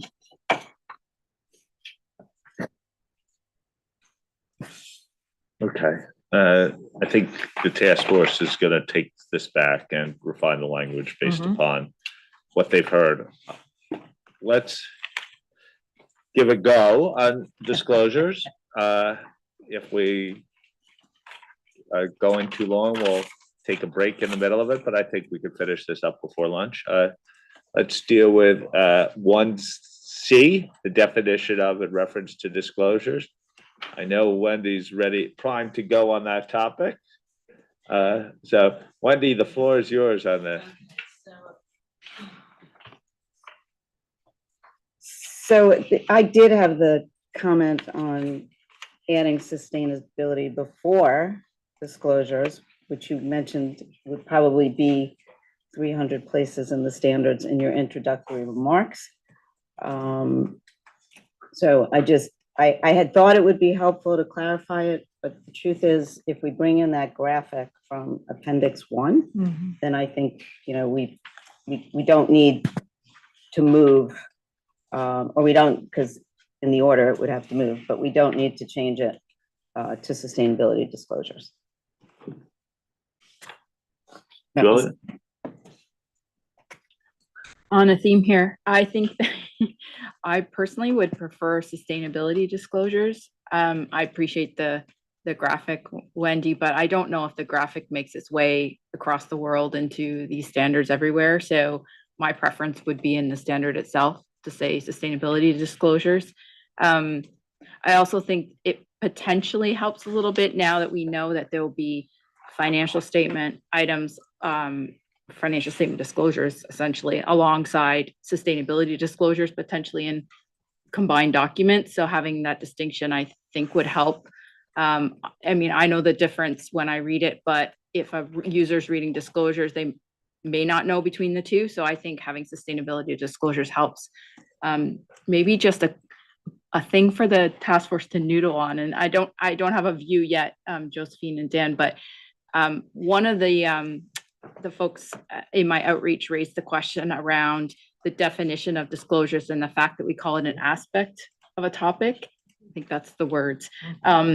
And if we're moving into a place where we might be assuring more of a process, does process still fit into that definition? Like, disclosures going to be able to cover things like a process. Like I said, I'm just raising it for consideration, but maybe something the task force can think about. I just wonder, I get the point here, but this is just more of a drafted question. Would it be enough to say sustainability disclosure once and then say for the references of this paper that we mean when we say disclosure, we mean sustainability disclosure? Or because it just adds so much text throughout. Like I think this is a standalone sustainability standard. Thanks, Tom. I'm happy to stay with disclosures, but I think we've struck out sustainability information. So it's defined in I as specific information, and it's different in the cover paper. If we don't say sustainability disclosures, and we just say disclosures, then surely we need sustainability in the definition. Yeah. Would that be adding the word sustainability back into the definition, then clarify it?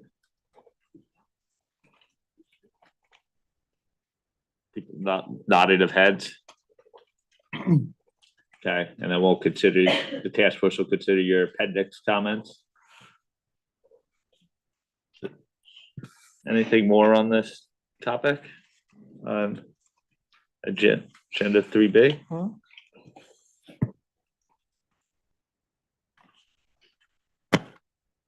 Only, Tom, if there's anything else that just from the due process perspective, anything else that the board,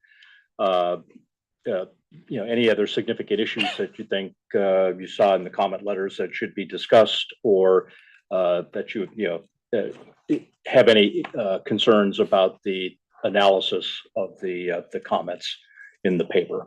Yes. In relation to these topics. In relation to the definitions that have been discussed here. Right. We'll have a general broad catch-all at the end of this as well. Okay. So Dan has finished his favorite topic. He loves part of his definitions. You're not quite done with definitions yet, Dan. No, we have a whole lot more. I know. But this was your appetizer, which makes it seem like it's a good time to break for lunch. We will reconvene at 2 p.m. Okay. Our time here, Eastern time, and we'll go for another 2 hours. And thank you for a good start. Thank you.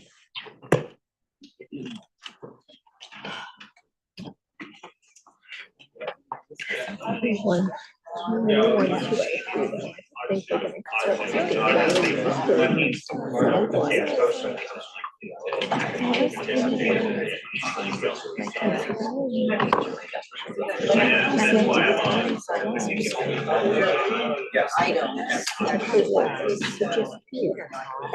guess I'll like.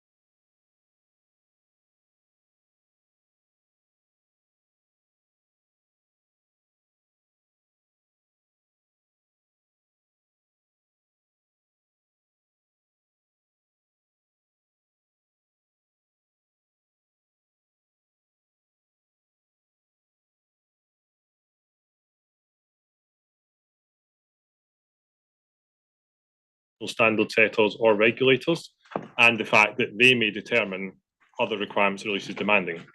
So we have this new part B that an appropriate authority makes that determination. At this point, I'll highlight that we haven't made or proposed as yet any similar change with respect to at least as demanding as the IAASB code. And that's really because the task force felt this needed to be discussed with the IAASB staff to make sure that they were comfortable, because obviously they have responsibility for the code. I'll also highlight something that's come up in a number of observations, that there is no formal requirement in ED 5000 to comply with relevant ethical requirements, at least as demanding as the code. And that's because that's actually embedded within the definition of relevant ethical requirements. So the definition explains that it's the IAASB code or other requirements that are at least as demanding. But I have heard some comments that sort of people are missing that explicit requirement similar to paragraph 29. So that's something we may want to reflect on.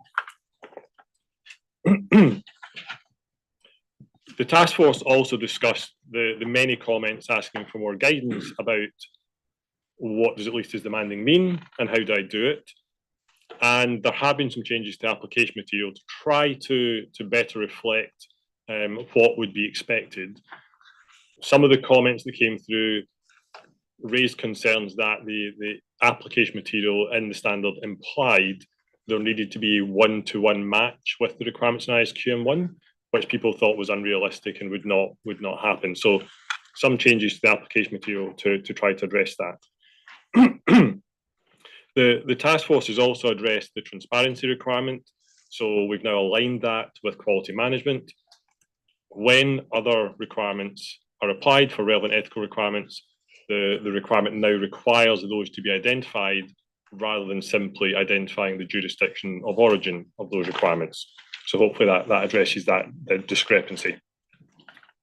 And then lastly, the task force felt the judgments involved in this determination when other requirements are deemed to be at least as demanding was quite a significant judgment, and therefore a new documentation requirement has been added to require the practitioner to document the rationale supporting that decision when that is the case. So in terms of the question for the board is to get the board reaction to the task force recommendations and the proposed revisions that you see described in agenda item 3H. So back to you, Tom. Okay. Sachika. Thank you, Tom. First of all, can I hear me? Yes. Great. I will try keeping this volume.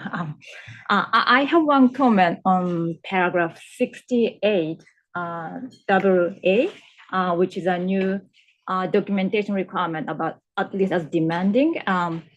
For me, it is not very clear what situation the practitioner is required to document in accordance with this paragraph.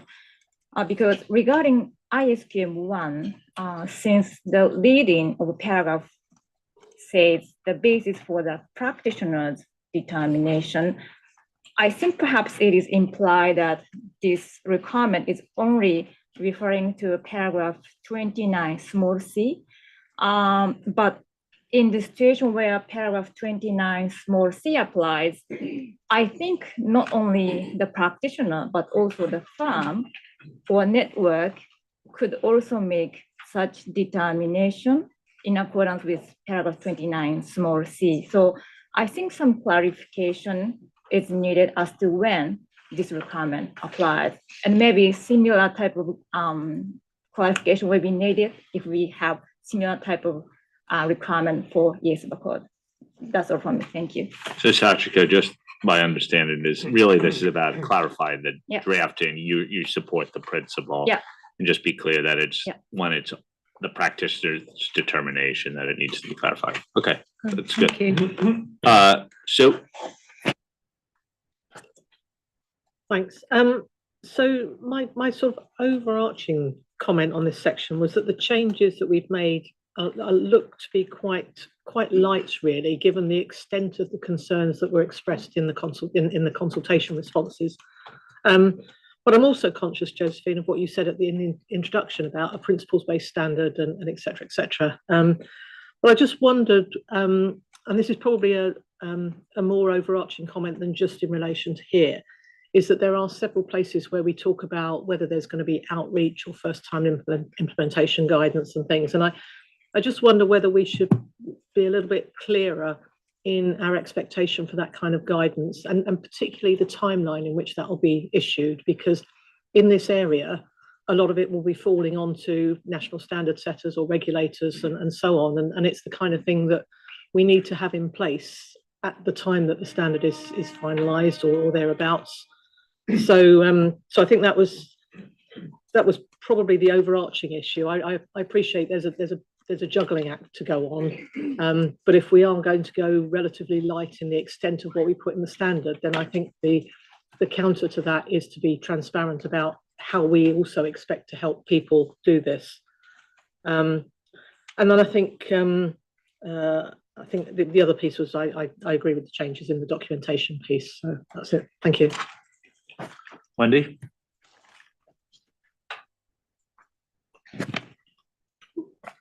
Thank you, Tom. We might end up in an echo chamber.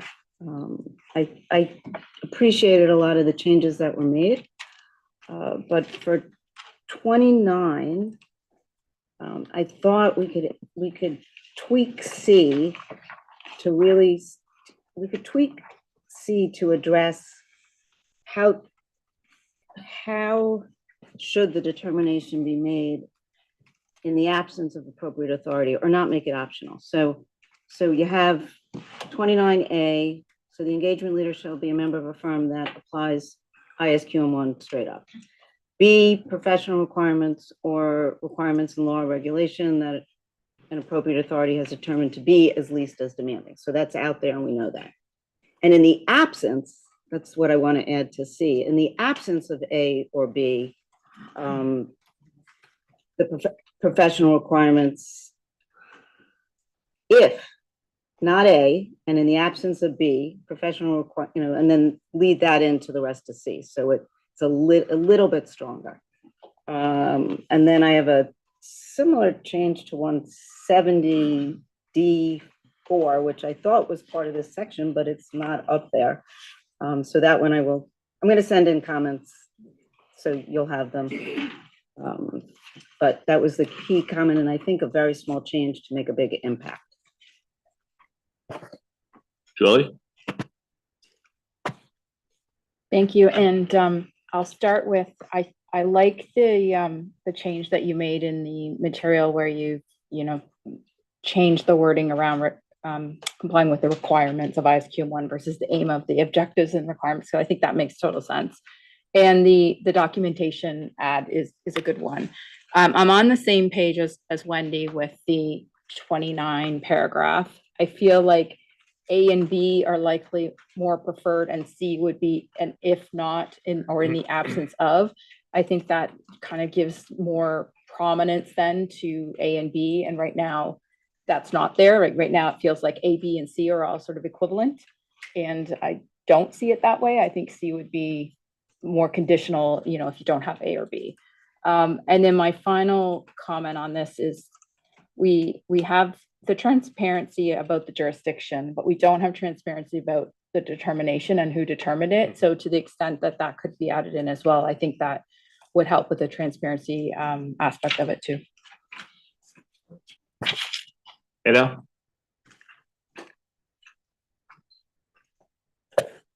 Thank you, Tom. And I'm not going to repeat what Julie said, but that is pretty much what I had on my mind. I liked it as well, with the couple of caveats that were raised around the table already. The other thought I had, and I appreciate the task force wants to talk to IAASB, but at the moment I don't see any reason why the very same cannot be transported to the code. So I would be in favor of just bringing all of that across to the IAASB code and mimic it. Thank you. Thank you. Eric?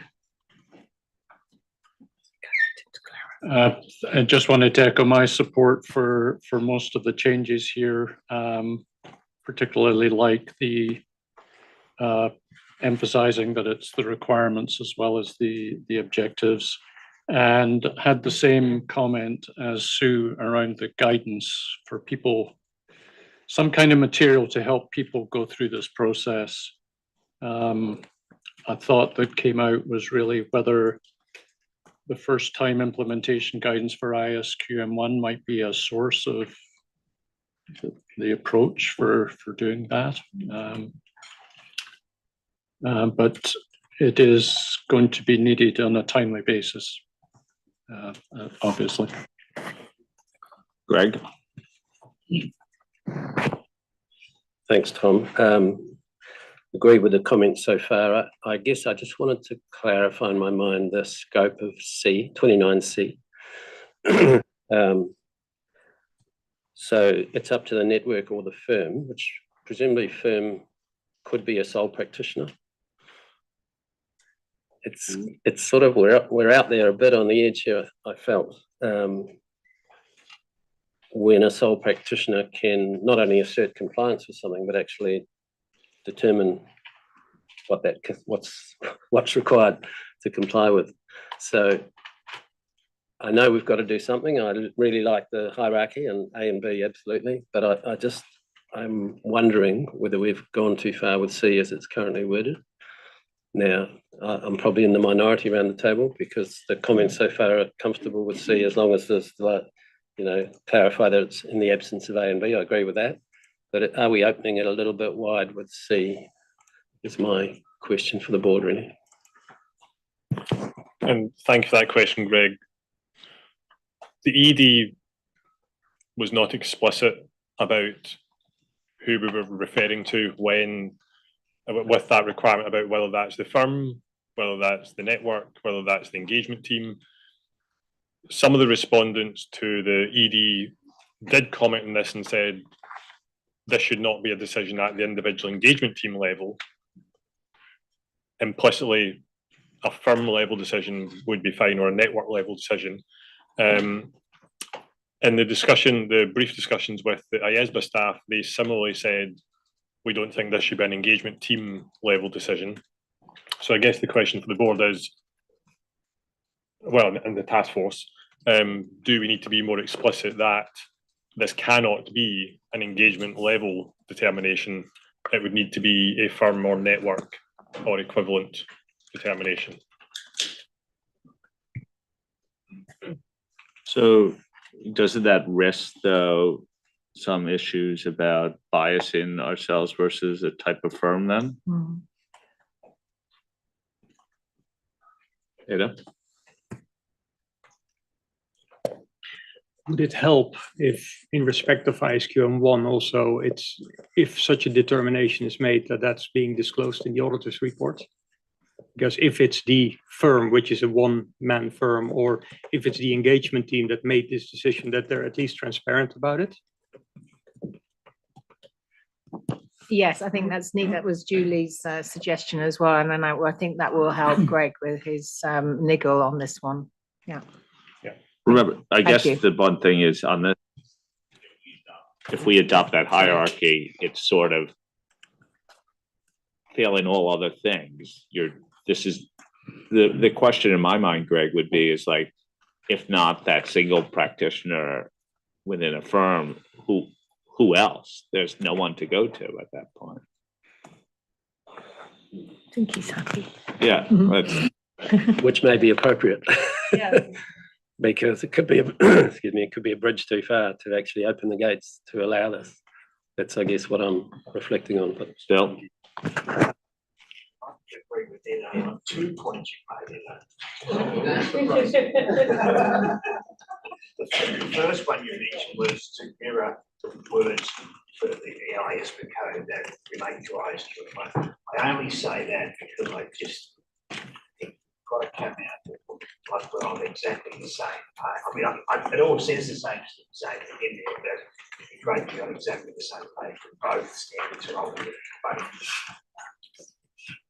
publications are ultimately issued. And the other one is, I think, the potential of all of this is the news zone. And that's why I quite like transparency in the audit report about what the decision was and who made the decision and so forth. I mean, 3000 has been operating for so long, and the user has made those decisions, and I think that particularly be the safeguard in the future. But it's not the ideal safeguard. We'd like to be able to make it more tight ourselves, but it's reminding you that we have that safeguard. Okay, so let me summarize a little bit of what we did, and then I'll turn it back to Jamie. I think general support for the approach the task force has done. In 29, some clarity around effectively a hierarchy that A and the first two are preferred to the final one, and some language around that, and guidance associated with that. Transparency related to that third point, if you're thrown into that bucket, and the determination, and then a call for relevant guidance to a number of parties who are making the determination. I imagine that includes appropriate national authorities as well. Thanks, Tom. Yes.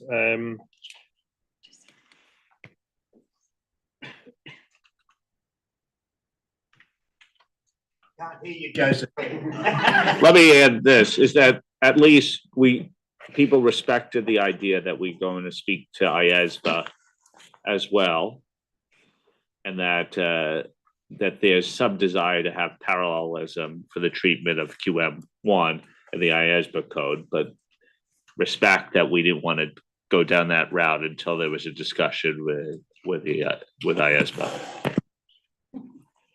Thanks, Tom. And yes, that was well summarized. Janine. Yeah.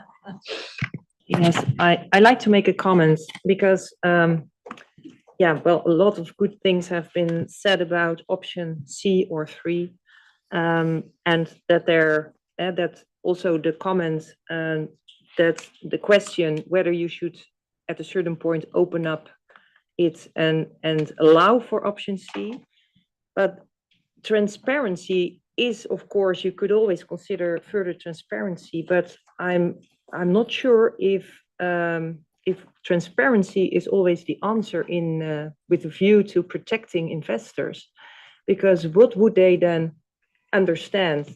Only that some individual or an individual firm has made a determination, but does not understand maybe what it really means in terms of the work and the independence that this person applies. And yes, it's then at least as demanding, but it's very vague, honestly, if that is then the wording that they write down in their files, and then some wording in an auditor report. So yeah, I try to to make a comment here that transparency is often helpful, but it can also add to confusion, because what does it really mean, and what should the investor then take from certain wording in the auditor report, and does that solve the issue? And what is the objective? Do you want to give everyone an opportunity who wants to step into a sustainability assurance, that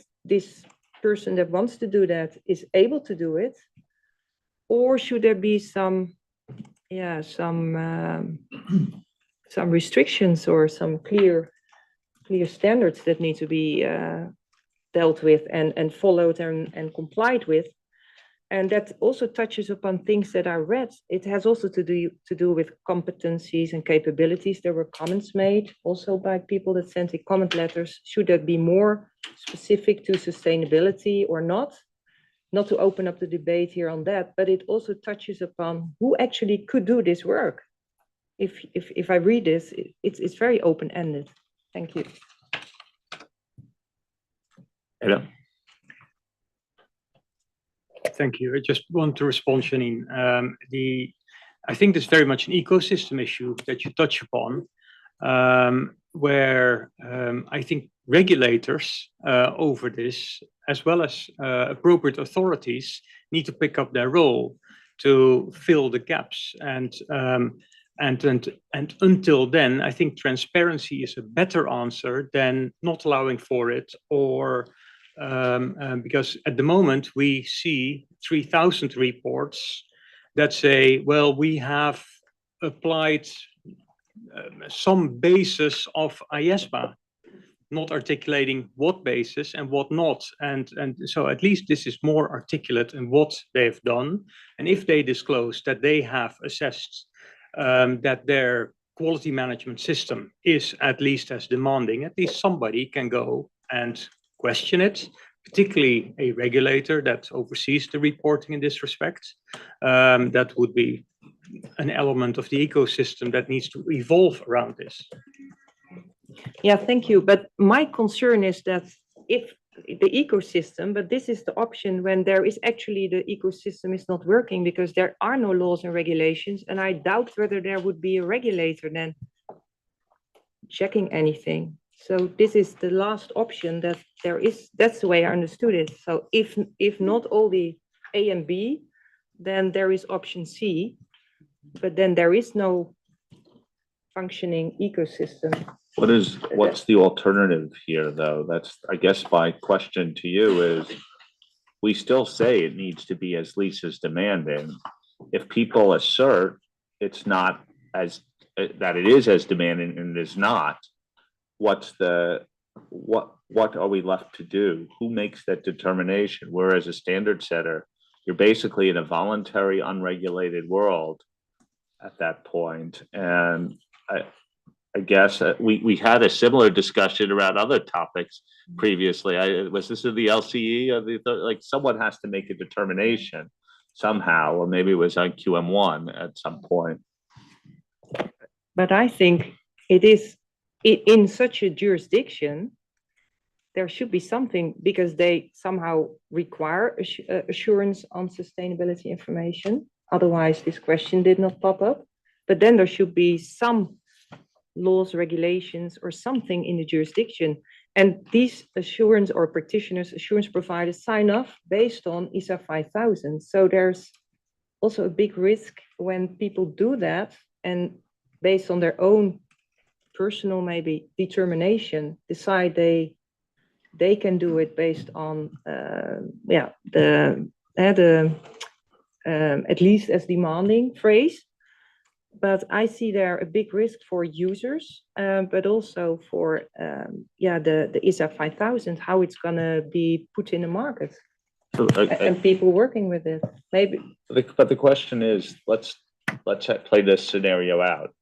This only applies when there's no mandatory requirement either to adopt RQM or the IAASB code, or no regulatory authority has made a determination about what the relevant alternative to ISQM1 or regulatory code is.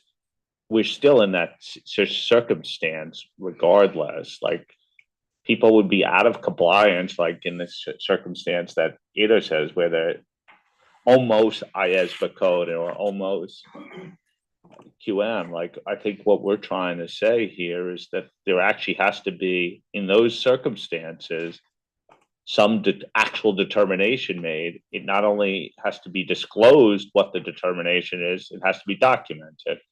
I don't know what else as a standard setter, other tools we have left to ourselves other than to say, you must adopt the QM1 or the code, because there's no other applicable law or regulation around it. Yeah, or indeed do the equivalence, look for the equivalence, because I think this has to do with the first time implementation at the jurisdictional level, and materials and information that is being provided. So if jurisdictions want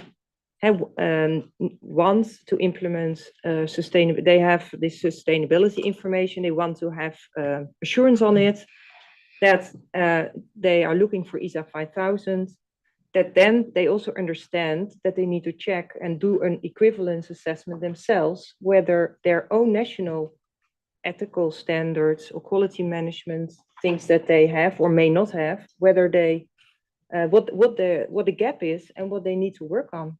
Is that not a solution? So that you will have option A and B, but there is no C needed. And Well, I don't what see why what you- happens in the world of the voluntary? There's still a lot of jurisdictions that are not going to mandate sustainability reporting, and you'll have a market for sustainability reports and assurance, and you will have potentially like non-accountants using it. So and so the code may not be the current standard. Like that's the world I think we're trying to get at in three.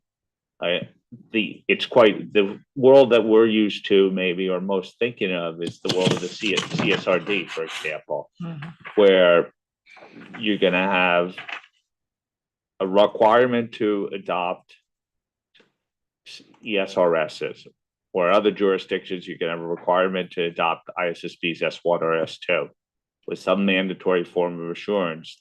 Practitioners are going to either be required to use our standards and the IAASB code or some national alternative. That's I think 1 and 2 take care of it. Like, but you're still left with a situation.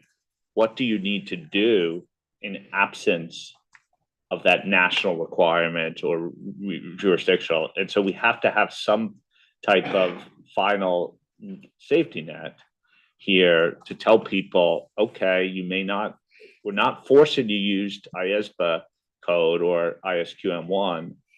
In this case, it's QM1. We haven't dealt with the code here that's left for, but you may have some alternative that you need, and you have to go through that analysis. But we never regulate our own standards per se. So like I it may be imperfect, and I think the hierarchy remarks try to address it, but you have to, otherwise we have an incomplete universe. I don't know, Greg, if you wanted to come in on this topic. Thanks, Tom. I just wanted to go back to the distinction Jamie was drawing with the engagement team versus the firm. And I think it's probably implicit that we're talking here about the firm and not the engagement team, and particularly if it's going to align with the ethical, where we'll probably land via IASB on the ethical side.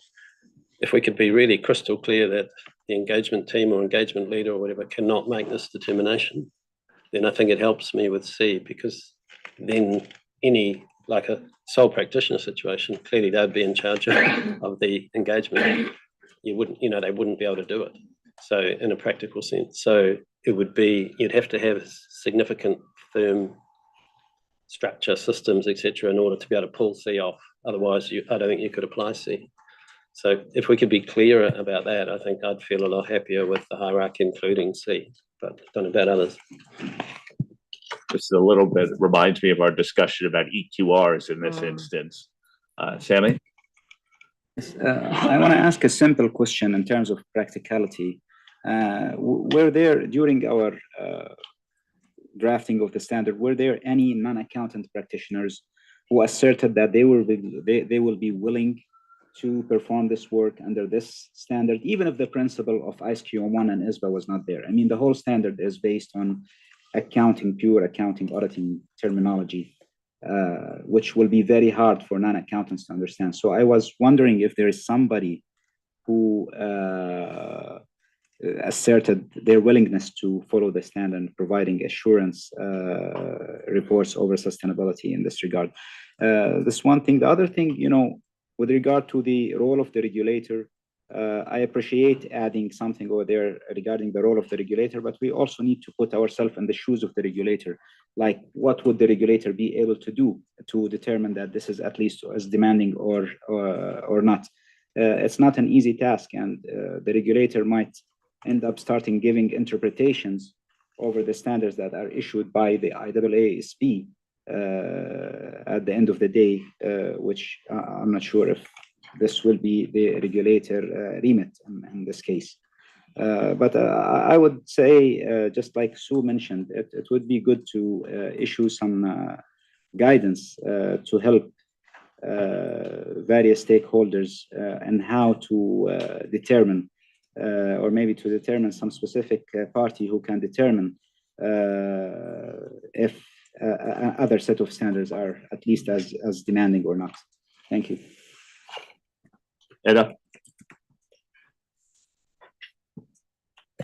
Yes, thank you, Tom. I just want to come back in on the suggestion that Greg raised, that it can't be the engagement leader, and the complexity, and you've said it well, you need to close the loop, and where and I would struggle to draw the line. Well, if it can't be the engagement leader, but it's a two-person firm,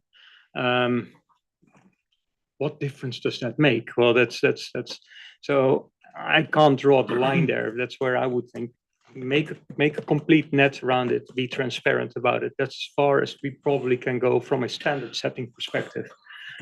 Then and I don't disagree that we need to provide some help, and indeed a good suggestion by Eric of leveraging our implementation support material for ISQM1 to help the relevant authorities, to allow them to make such a distinction, and in the absence thereof it will be ISQM1. Thank you. Okay, so just on the guidance, I think Sue and Eric and Ada, I think what you're perhaps articulating is not the first time implementation guidance, but maybe something a bit different, which is like taking our ISQM1 first time implementation guidance and just badging that in a sort of a different format, in a non-practitioner idea, and what does this look like in that environment? And we have got that on our list. It's just, but your point is maybe we need to think about the timing of that. So we need to take away that and work with Billy to think about that. So that's important. So I mean, in terms of your comments on the non-practitioners' perspective, so we obviously throughout all our roundtable and our outreach last year, we had the non-accounting practitioners involved in that, and they're incredibly positive about the standard. They don't come to us with a voice of we don't understand this, or this is only written for accountants, so therefore it doesn't make any sense at all. They sort of, there are some suggestions in their response letters of where we might be able to help them out in certain cases, but on the whole, they've been very positive about it. I won't pull out particular names of organizations, but it's not fair, but there were particular organizations who said, we actually already have adopted QM because we had to, because we applied 3,000. So, you know, I think sometimes there could be a misunderstanding or misconception about the non-accounting practitioners and what they can and cannot do, because they're very familiar with our standards already, particularly 3,000. They're very familiar with our language. They're very familiar with our assurance framework. So from that perspective, very positively, they're helping us with their suggestions, of course, and they're helping us with suggestions, of course, and things that we can do, but they are embracing it and they are positive about it as well, which was very, very helpful for us. And that's why we specifically wanted to make sure when we did all those roundtables across the globe that we had non-accounting practitioners around that table, as well as accounting practitioners too. And then in terms of, sorry, Jamie, you wanted to jump in? I was going to wrap up, so. Yeah, okay, then you should do that, sorry. What a team. So yeah, so thank you for all those good comments. So I think the task force intended the ABC to be that hierarchy the way the board's talking about it. So we'll absolutely go and look at clarifying C to make that even clearer. The task force can discuss the individual versus firm point and make sure we can come to a landing on that. I think in doing those two changes, we can then look at the documentation requirements, ASCO, and make sure it's clear in what circumstances the documentation requirement applies.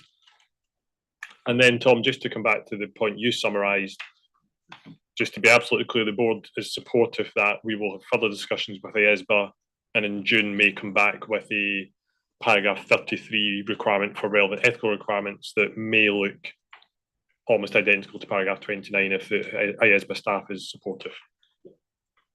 Perfect. Thank you. I think we have to consider, the idea is that we want to consult with the IAASB staff but I'm not sure that there's a sense that they have a firm veto over it. Like, I think we need to make sure that we discuss it with them and understand the potential pros and cons of different approaches, because that it also may play into what we ultimately do on 2029 too. And then, Tom, just two other questions for the board. So similar to the other sessions, does the board agree with the analysis that was done of the respondents' letters identifying the issues on this particular topic? And are there any other significant issues the board thinks need to be discussed on this topic? Okay, anyone disagree on these two questions? Okay, I think we can move on to the next topic.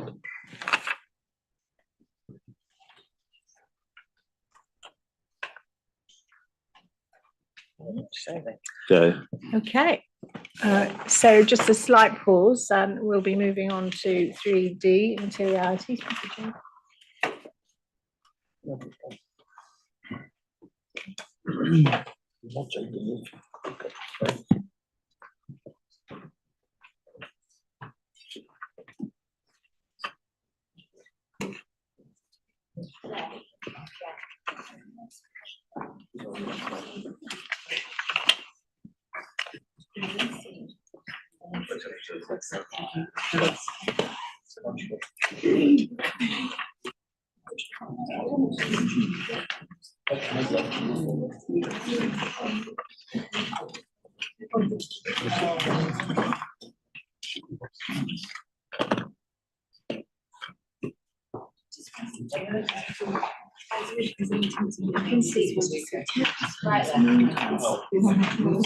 I can take that.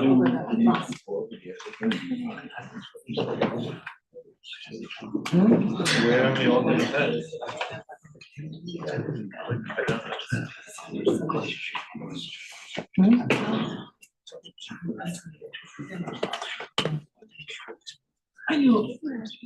It's better to just get out.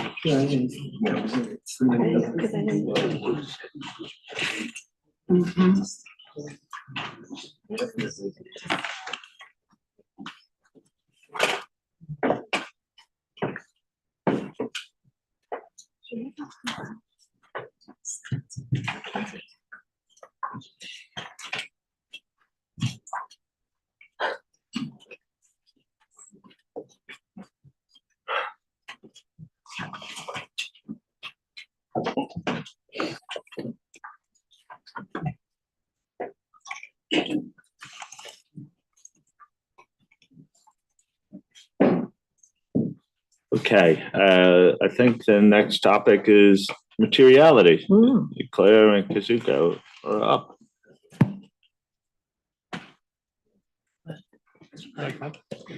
Thank you very much. So I'll kick things off. Sorry, if you bear with me a moment now. My things have moved on my screen.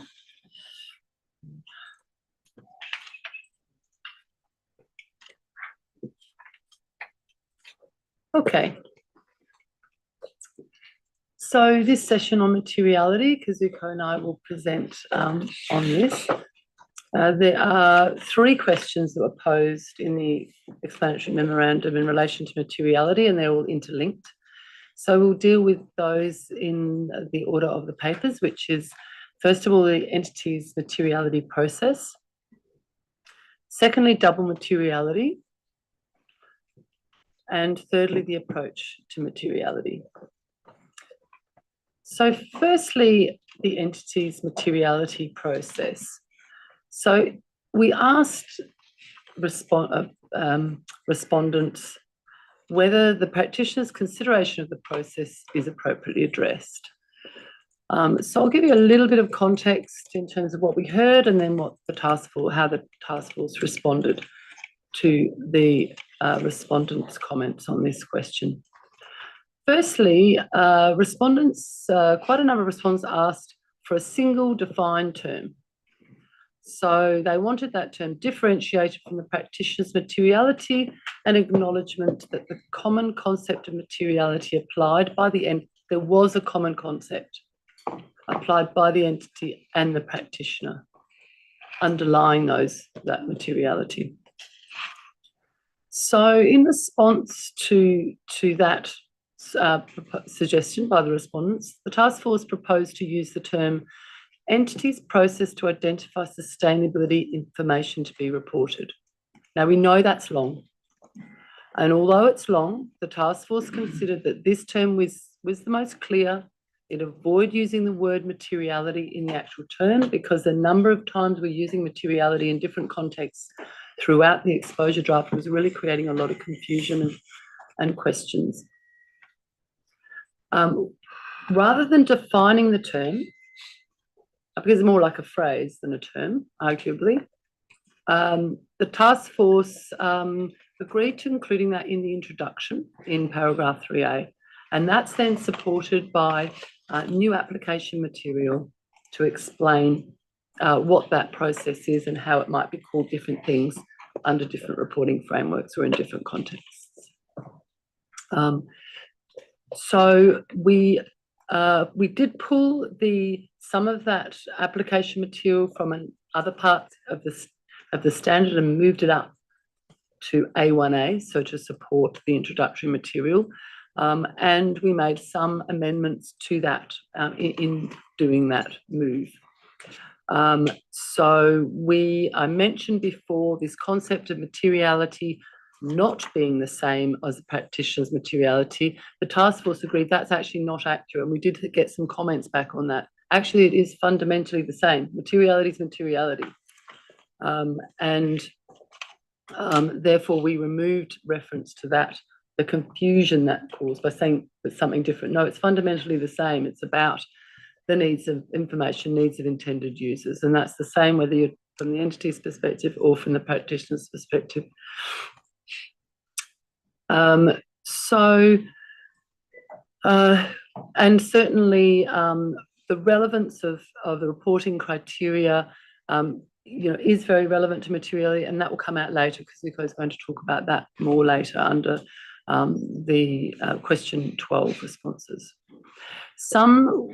In moving this application material around, we also found some application material that was duplicated and confusing, particularly paragraph A275. I might just add here that I did find there were a few little errors we had. I'm very sorry, in the paper. So if you're a little bit confused about some of the references, you probably picked up that there was a couple of anomalies there. So please let me know if there's any confusion about which paragraphs we're talking about, but they are on the screen now.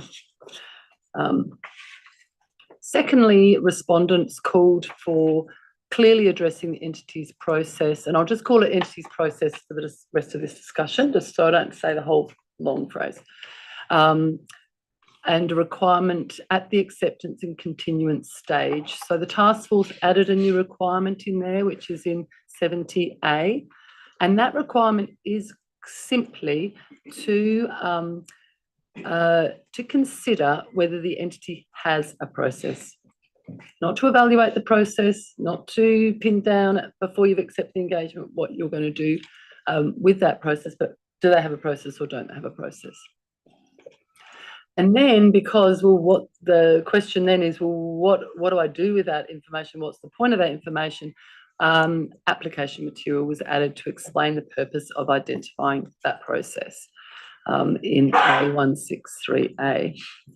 Again, some of the other application material was deleted because it was seen as duplicative and some of it confusing. Thirdly, the respondents commented on the need to address the entity's process during the engagement. So once you've accepted or decided to continue the engagement, well, what do you do about that process then? So the task force identified that the key place where you'd be considering the process would be when understanding the entity's information system and communication.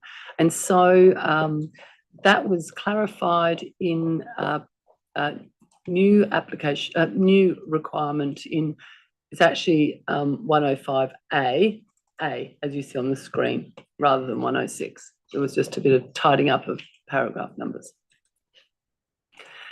And to support that new requirement, there's new application material on understanding that process and what the practitioner would be likely to see, which is on the screen, A334A to C. Again, there was some more consolidation of application material to take away any more duplication or duplicative and confusing information. The further thing that the task force queried is whether then subsequent to looking at the entity's information systems communication, what happens about that process? How would that process be considered for the rest of the engagement? And this did come up from respondents' comments as well. And it is explained in the materiality FAQs that were issued last year.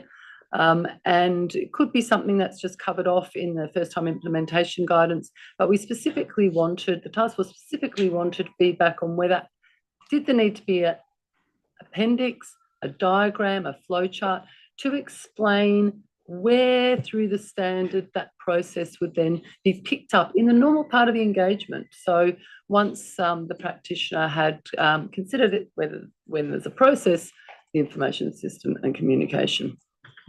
So that's part of the question. So really, that's my lead in. Sorry, it's maybe a tiny bit long. My lead in to the 4 questions that we're asking of you. So yeah, so over to the board. Thank you. So maybe we could it would be useful knocking off one of these at a time, maybe, because we may get through that quite quickly, 1 or 2 of them quickly. And let's do A, the use of the term entities process to identify sustainability information to be reported. Any comments on that? Sachiko, I see you're reaching. Sachiko and Eric. Yeah. Thank you. With regard to the term, I'm okay with the term as long as the meaning is clear.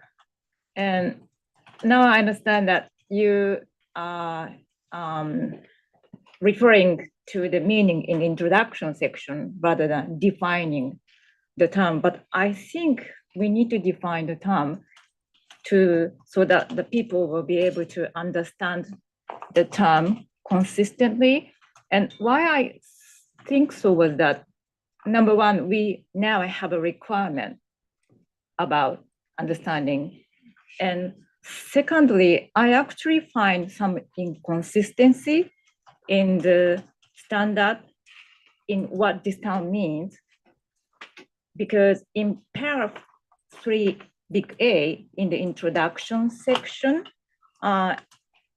it says the entity's process to identify sustainability information to be reported refers to the process applied by the entity to determine the topics and aspects of the topics and the reporting boundaries, right? So three things.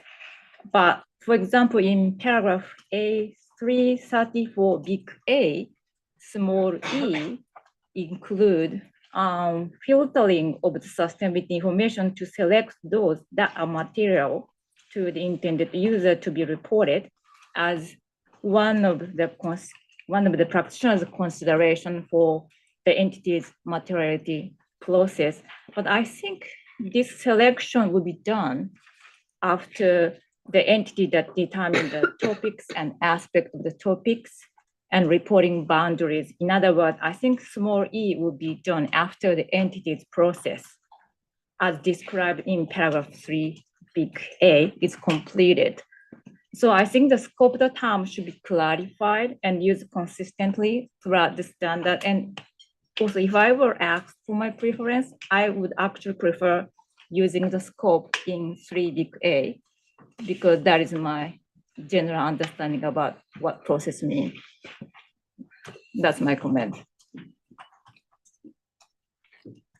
Eric?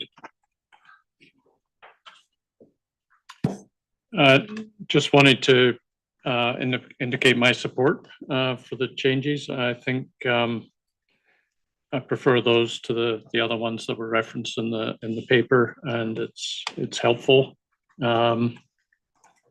And also support the three big A that's been added as well. I thought that was helpful, subject to the comment that Sashiko has made. Thanks. Okay, Ada? Yeah, maybe I can just add on to 3A, where we talk about topics, aspects, and topics and reporting boundaries. I think it may be useful to also refer to the criteria. So in accordance with the criteria, because they determine what topics, aspects of topics, and what the reporting boundary is, just to make that a little bit more complete. Okay. So I take that as general support for 3A with some suggestions. So addressing consistency. Yes, consistencies, okay. And can I just ask Tom, so Sachiko raised the possibility of moving 3A into a definition. Do we need to get a board steer on whether it stays in introductory material or if we need a definition?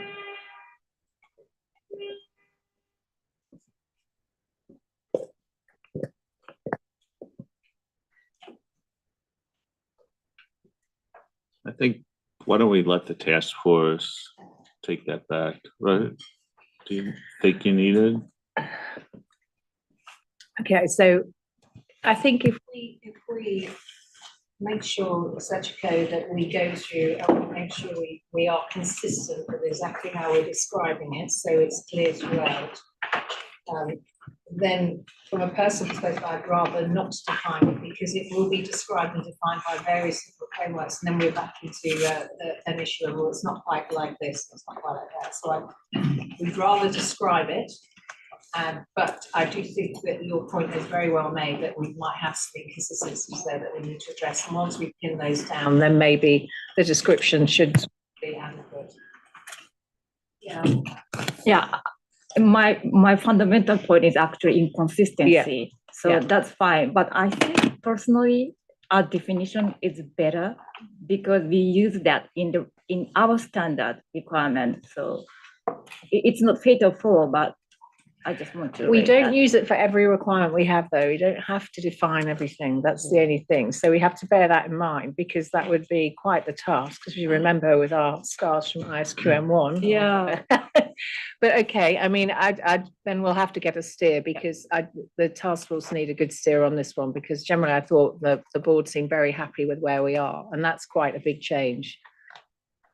So yeah, thank you, Tom. Does anyone feel strongly about bringing this into a definition? So I think the bigger point is to make sure there's consistency throughout. Okay. Thank you. So should we go on to B? The practitioner's consideration of the entity's process to identify sustainability information to be reported in acceptance and continuance. Jill. Thank you. You're saving me there, each. Although I gotta fix that now. It's okay. Just next time if you reach a little bit. Okay. So Claire, it might just be a point of confusion from my perspective, but when I look at 70 little a and I look at 105 big A little a, sorry, getting all my numbers right. I'm trying to draw the distinction between those two things and what is expected to be different. So I think 70 little a, if I understand it right, is this is at the precondition stage, your acceptance and continuance stage. And what are you needing to understand at that point in 70 little a? Is it a binary? Is it a binary question? Like they have a process or they don't? And is that what we're asking for at that stage? Because then when you get into 105 big A, little a, you're then you're required to obtain an understanding of the process. And so feels like you're almost doing the same thing twice in a way, because I don't know how you can answer 70 little a without having some understanding about the process, because I don't think it's just good enough for the entity to say we have one. I think you would need to understand it to comply with 70 little a, but then you get into 105 big A little a, and it feels like a duplicative requirement. So I was just unsure what the difference was meant to Yeah. be. So I'll just jump straight into a clarification. I think that's important. So the difference is that, yes, in 70A, it is just, is there a process? And there is some application materials to explain what would you do with that if accepted as a continuance stage. The task force considered that it was just too onerous to understand that process at the acceptance and continuous stage. That could be a very complex thing to understand. It just could be unrealistic to get access to the entity's information system to know what that process was, but that it would be valuable to know there's a process.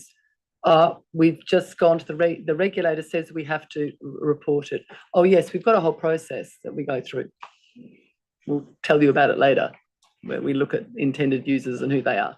So it is just okay, I'm going into an engagement where there's a process to work out what's going to be reported, or no, I'm going into an engagement which is totally driven by regulation and they're just following compliance criteria.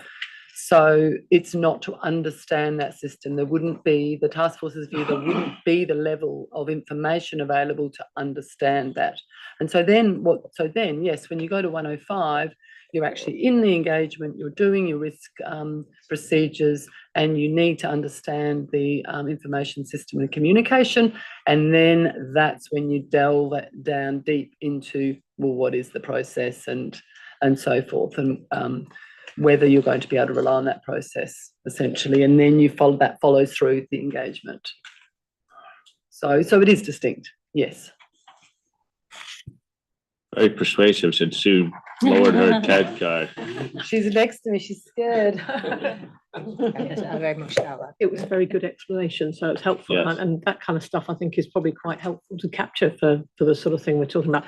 I had a similar question, but had kind of rationalized it maybe very slightly differently, actually, because I don't think the kind of, do you have a process, yes, no, is actually enough at the acceptance stage, because I think it's right. The acceptance stage is the really important piece, but it's a very high level kind of, did that explanation of the process sound like the kind of thing I would expect in this kind of thing? So not digging into it, but just a kind of, does it match up with what you would expect in that kind of situation? And then the understanding comes at that later stage. Eric?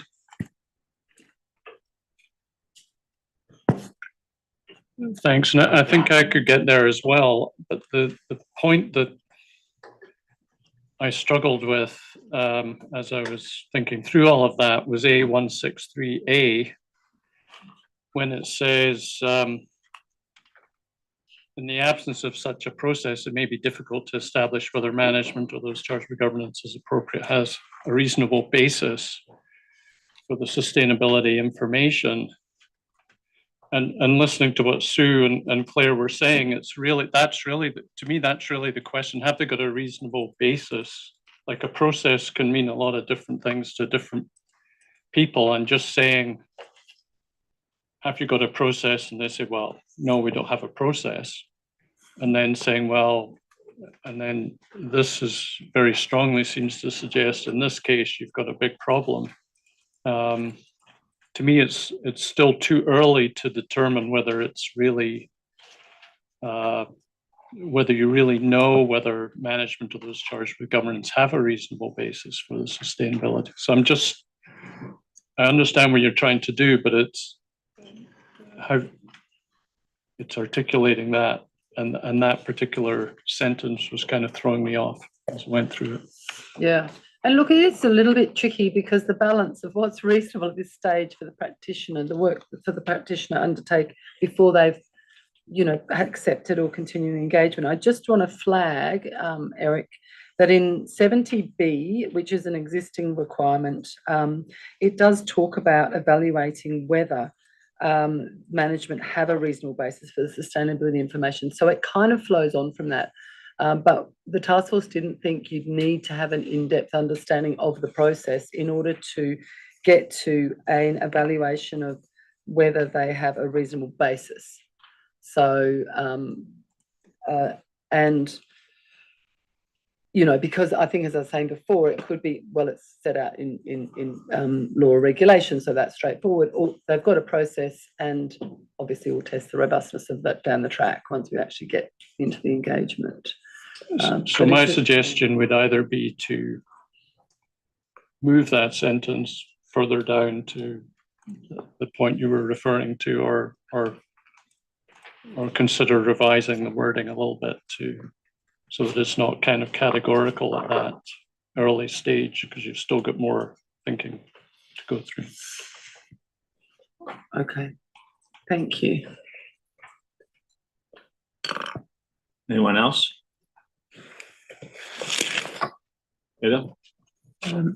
And maybe just that I'm quite comfortable where the task force landed on this. So before you make wholesale changes,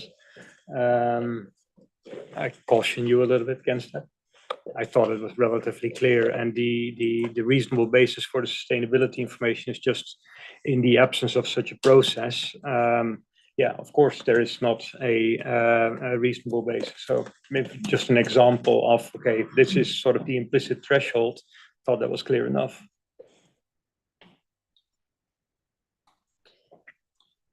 Do others share Edo's concern? Or support? I The other way around. Yeah. No, but I mean, yeah, I guess Oh, the other board members, the Edo's concern is about the unintended consequences of making the change. Eric, do others, if you want to go the other way, share Eric's concern?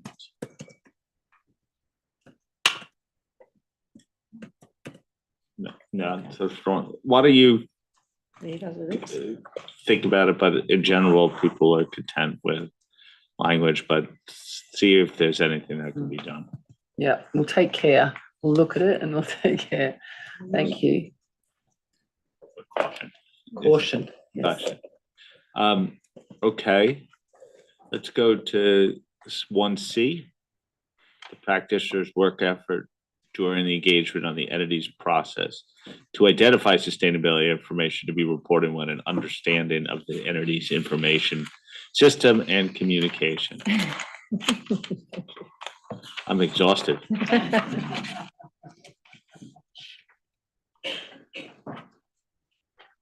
So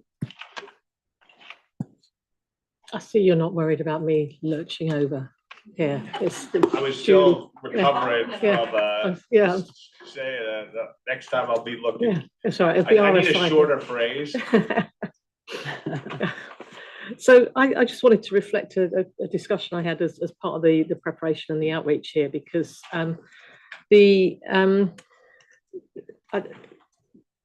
comfortable with, you know, the broad sort of construct of the material, but the discussion was more around the difference between the first year understanding and the subsequent years, and whether there's, you know, whether we want to think about sort of maybe pulling the two apart, because clearly you need to get that understanding at some pace, but typically a lot of work will be going in, and in the current environment, you know, a lot of these assignments are initial assignments, but if you flip forward 3 or 4 years, what would be the extent of work that would be expected in those situations where you've got a process that's maybe a bit more established?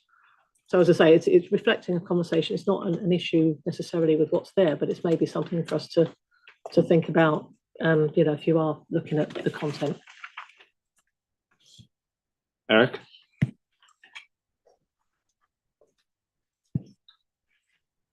Again, supportive of the direction here. The only question that came up in the discussion again was in the application material A334B, and it says if the sustainability information to be reported is specified in the reporting framework, then the risk of material misstatement may be low. And I think we're struggling with what risk of material misstatement are you what are you talking about in terms of risk of material misstatement? I think what you're getting at is that the risk that the entity has not included all of the appropriate information may be less, but it was really unclear to me whether you were going way too broad with that sentence. So I just wondered if you could consider.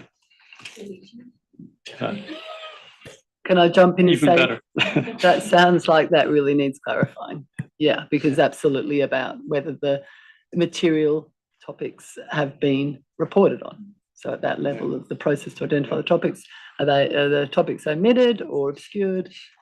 Yeah. Yeah. Yeah, I had that comment as well, Eric. So thank you for making that. I had another thought in this, and that is that I understand what's being written and how it's intended to be applied. But I was wondering about a situation where beyond CSRD, where you end up in a situation where your entity's process to identify the material topics needs more or is the subject of specific assurance in the sense of completeness. So much more of a controls-based approach around it, and whether the requirements and the application material actually support it, because it's very much written on the basis of, okay, there's a process and it needs to be disclosed, or that type of thinking. And on a couple of instances, I was writing down, and what if the process needs to be assured, and whether it captured that. So I would, if you could just have a look at it with that lens, that would be greatly appreciated. Okay. Anyone else? So a couple of suggestions there. Okay, should we turn to D? People can read this. I make it. I can if you'd like me to, but.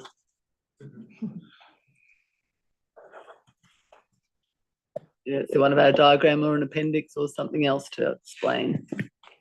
Sue, I got it before you read it. Excellent, thank you. How does your arm feel? It's loosening up now, so that's great. Thank you. Yeah. Okay, so for me, the kind of the iterative nature of the understanding wasn't really quite coming through in the revision. So I would value something, and for me, a diagram would definitely do the job. And my suggestion would be to be including it, within the standards as an appendix or whatever, because if it goes into first-time implementation guidance, it could get lost, and I think it is fundamental to supporting that kind of process. And just looking at the other comments, yeah, I think this would be a good topic for the first-time implementation guidance, and I also agree that the assurance on specific reporting requirements is appropriate for looking at for the longer term on separate guidance. Eric?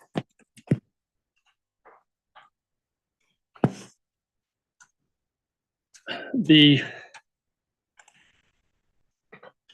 thing that I think could be made clearer here, and it perhaps goes somewhat to Edo's previous comment, is that this process, or understanding the process, is not for the purposes of providing an assurance opinion on that process.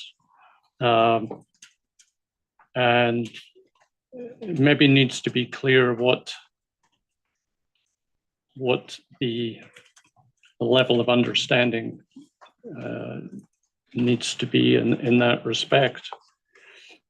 And a question also came up as to whether in the reporting that goes later,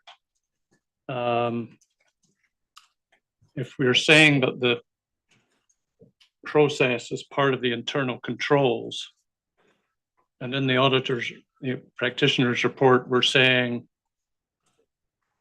that the practitioner performs risk assessment procedures to obtain an understanding of internal controls, et cetera, et cetera. Is there a danger that people might think that the practitioner is providing some sort of assurance around that process, which is not the intent? It's really we're providing assurance around the reporting itself. So just a question of whether the wording of in the report needs to be considered around what is the work effort that's being provided around the process to identify the sustainability information to be reported.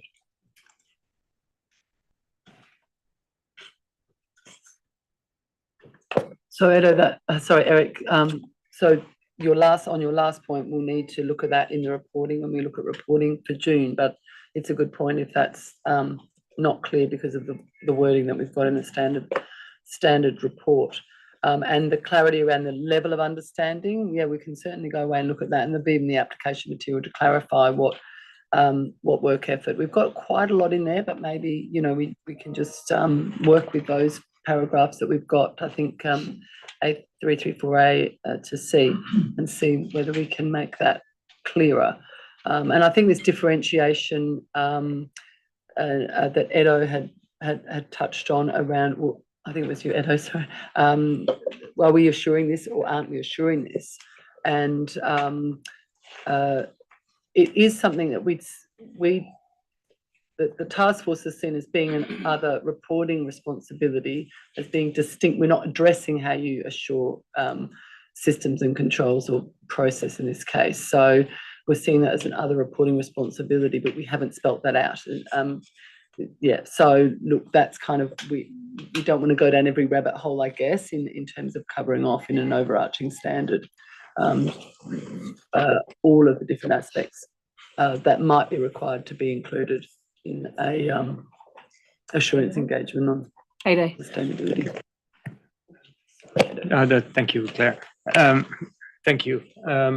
I had the same point on D as well, because if you do a diagram, to consider the different situations, because there you would bring it out quite maybe a little bit easier, that you could have a different well, you say reporting topic, but assurance, you provide different level of assurance towards it, and you can draw that out in that diagram potentially. Okay. So different avenues that you go down in that flow chart as to what you're doing. Yeah, because that could really make it clear. Thank you very much. Yeah. So Josephine, yes. So we have to be very careful about what you're asking here, in the sense that we have to really understand it. So this is an overarching standard. Now you're potentially going down a route where there is an assurance engagement. And we've heard about this, some of the non-practitioners were talking about this, which is like a preparedness engagement, where you're literally performing an assurance engagement on the entity's process itself.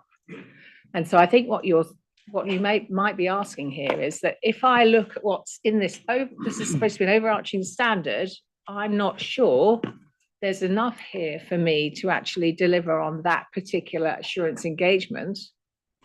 Then the question is that assurance engagement a sustainability information engagement, or is it an engagement on an entity's process, which is an internal control engagement? Go ahead. Yeah, and for that, I would refer to 3000 for that engagement. But if the sustainability requirements are as such that that you need to do something in respect to the operating effectiveness around that control, or that the practitioner needs to say something about also on the outcome of that process, then I'm not sure, and that was the first comment I raised, whether the application material is specific enough to also address that situation. Okay, thank you.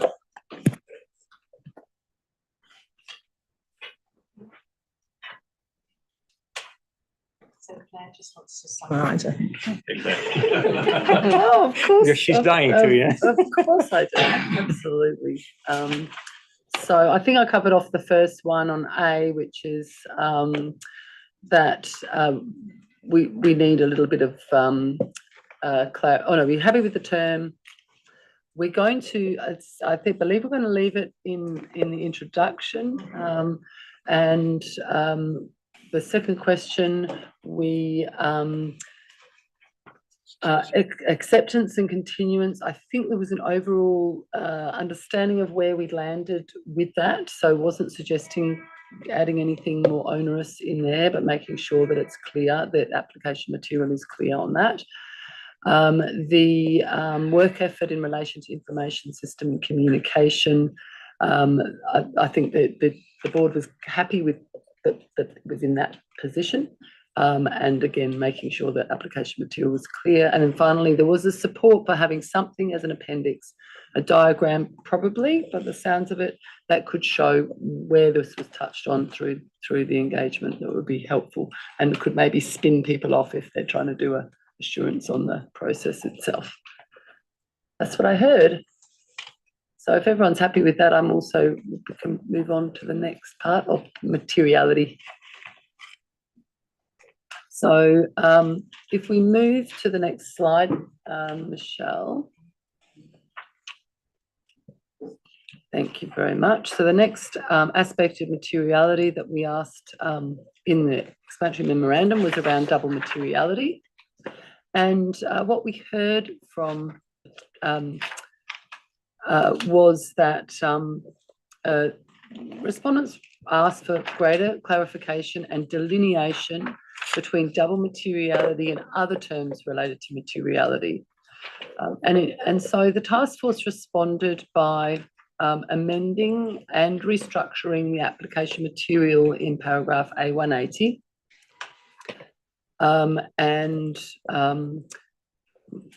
In doing that, sought to make it clearer and to align with the revised definition of sustainability matters. So if you recall, in paragraph 17BB, it's teased out effectively what's financial materiality, impact materiality, and both, which is double materiality. It breaks those down anyway. It doesn't use those terms. And then A180 is linking that together using the same terminology and identifying what double materiality encompasses. So the task force didn't seek to align directly with the reporting framework because we're trying to remain framework neutral, and really wanted to anchor to that sustainability information sustainability matters definition. So if that changes, we will also make sure this one aligns as well. Respondents asked for the practitioner's considerations regarding double materiality to be addressed. So spell out, well, what do you do if double materiality applies to the reporting framework or criteria? So the task force replaced the existing application material with paragraph A274. Replaced it with A274A. And that application material explains both perspectives, so the financial and the impact materiality. It explains that those perspectives are both applied when considering or determining materiality, and that ordinarily would lead to a single materiality on any particular disclosure. We've had a little bit of feedback since that may be a little bit confusing, but we'll no doubt come back to that. Some respondents also called for a conditional requirement on double materiality. So there was about 18 and a mix of different respondents. So they called for a conditional requirement when the reporting framework requires the application of double materiality. Now, the task force did talk about this, and they didn't recommend a requirement and you'll see that in the meeting papers, as the existing requirements, for example, with respect to the suitability of criteria and the preparation of sustainability in accordance with the applicable criteria, will naturally address double materiality if it's part of those criteria. So they didn't see the need to sort of tease out that particular aspect of the criteria. However, since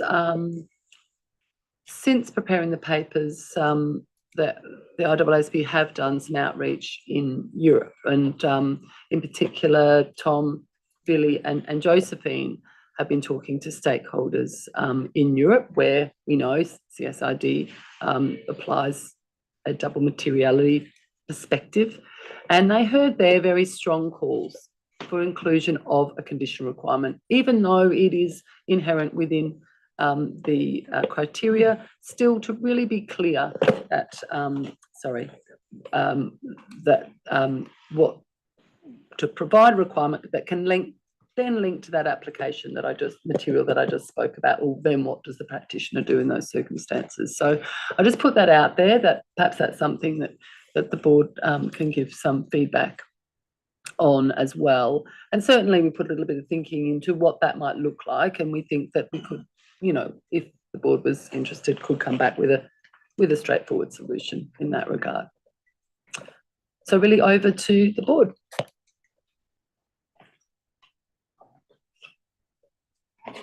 I'll just add as well, to Claire's point, we have thought about it, but also in fairness, there were members of the task force who were involved in that discussion, because we just sort of did a bit of noodling on that last week or even a week before. Time goes by so quickly. So yes, it's essentially what Claire's talking about, is essentially where the requirements are to determine materiality. There's just a reminder there, and don't forget that you might be in a double materiality framework here. So, and it would be that way. So yes, something to noodle on, and something we also need to discuss with the task force as well. Thank you, Claire. Well, the only other perspective I give to is that it was viewed as, while not necessarily being a major requirement, that it would be highly useful in a context where they are requiring a double materiality framework to have a conditional requirement in it to remind people of it. And to me, the question is can we do it that doesn't undermine our principles, but could be useful for adopted jurisdictions. And to me, that when we think about global adoption of the standard, that is relevant. So at least I think it should be explored from my perspective, but I'd welcome other opinions on this point.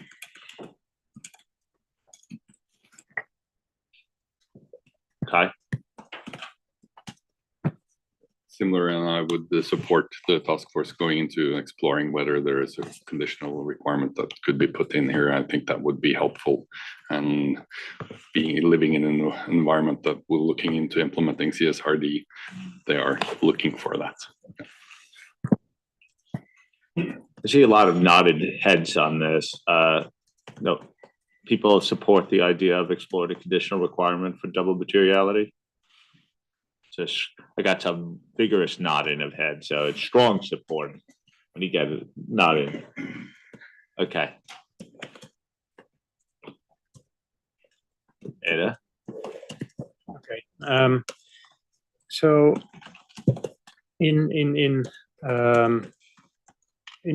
so I'm generally okay with what's been drafted out here, and I do support a conditional requirement, just to make it abundantly clear.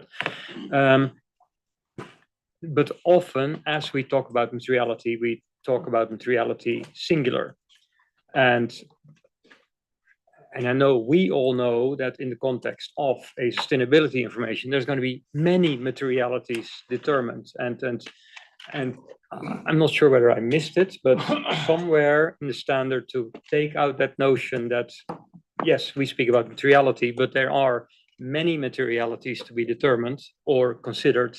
If it's qualitative, would be good to draw out. So that's it. I again stumbled over this as I was reading this paragraph.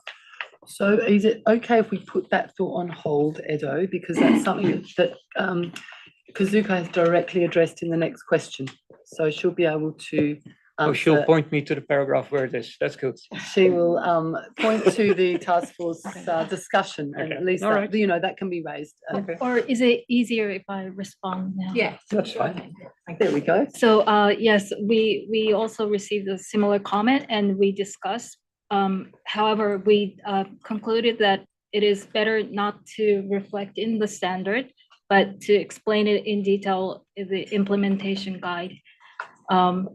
Because one of the comment mentioned about like using a plural, but then it wouldn't work for translation.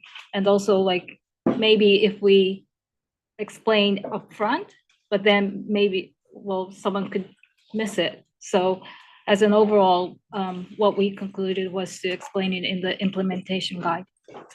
Yeah, my preference would be application material rather than implementation guide, but okay.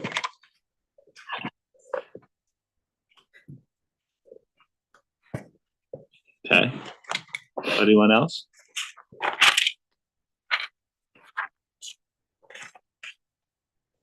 Okay, Claire?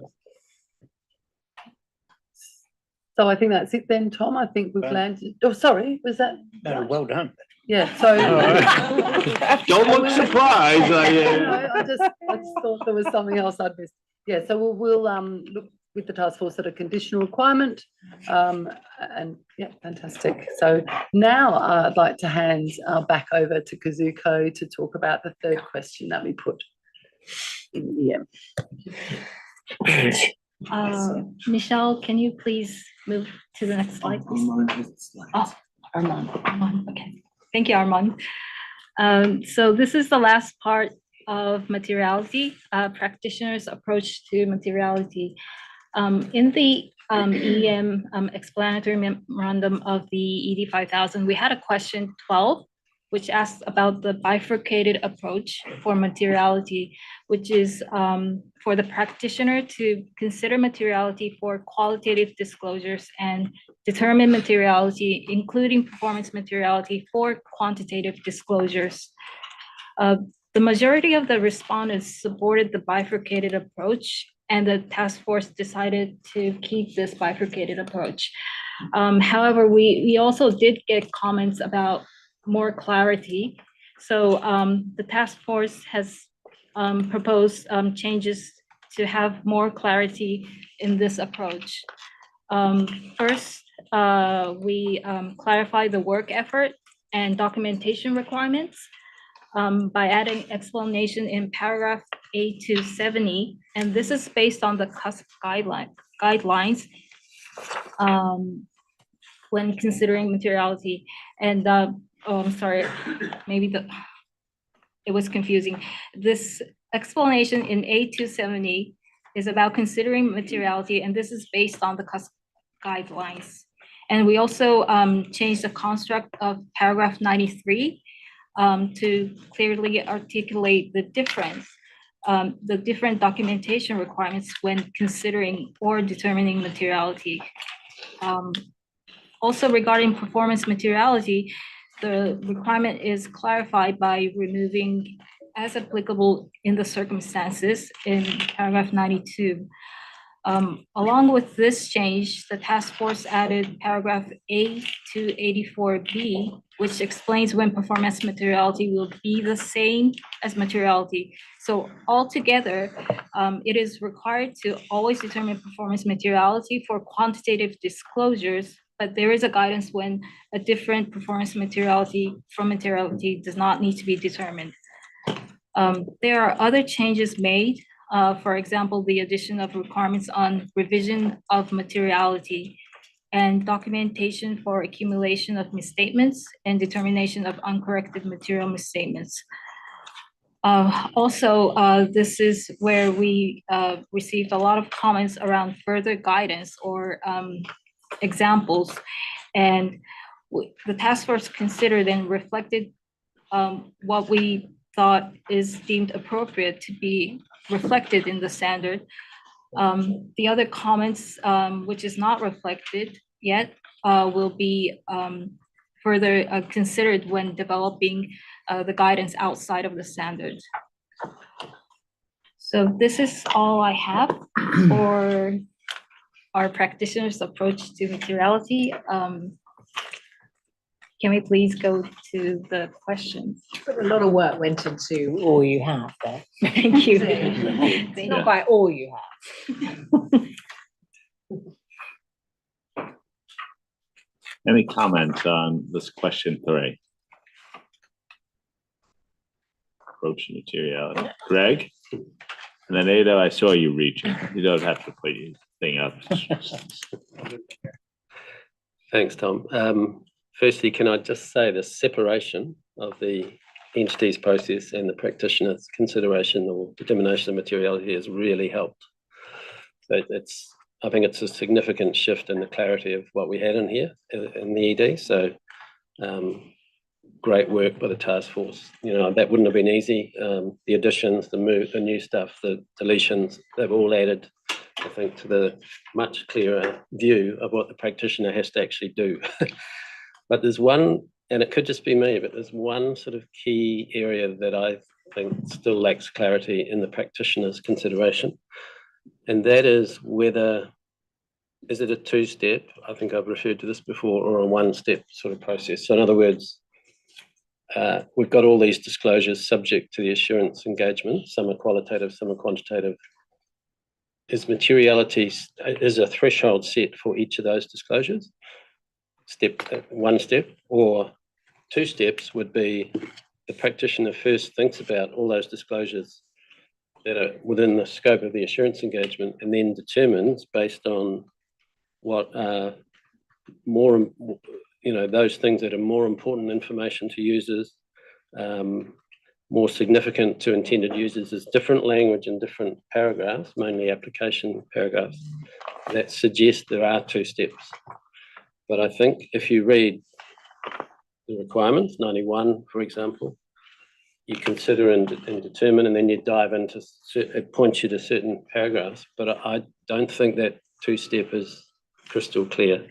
And I think our intention is to have two steps. So in other words, you know, there's 50 disclosures, half are qualitative, half are quantitative. It doesn't mean the practitioner has to look at all 50. You have to decide which are more important, and then for those you determine a materiality threshold. In other words, a threshold for misstatement. But it's only on those ones you've identified as the practitioner that are more important to users. So unless I've misread, yeah. So I don't think the two-step is coming through consistently, and it's crucial. Like if you look at, you know, 127R, which is the the reasonable assurance. You know, you do all the work on the risk stuff, and then other material disclosures, you do some other work. So it may not be, yeah. So that hinges on you first deciding what the material, that there are some material disclosures. So it's, in other words, the first of the two steps. So I think the whole standard needs two steps. I think the intention is it is two steps, but I'm not sure we're sufficiently clear, you know, with the application material and the requirements in 91 in particular. Yeah, A and B. Thank you. Anna? Well, thank you for raising this, Greg, because my view was much more a one-step approach. Given that you look at the process, the entity's process of the determining the material topics, and once that's done, those are the material topics, and which means, by definition, what you're disclosing is part of your material disclosures and topics. So yes, you need to address all of those.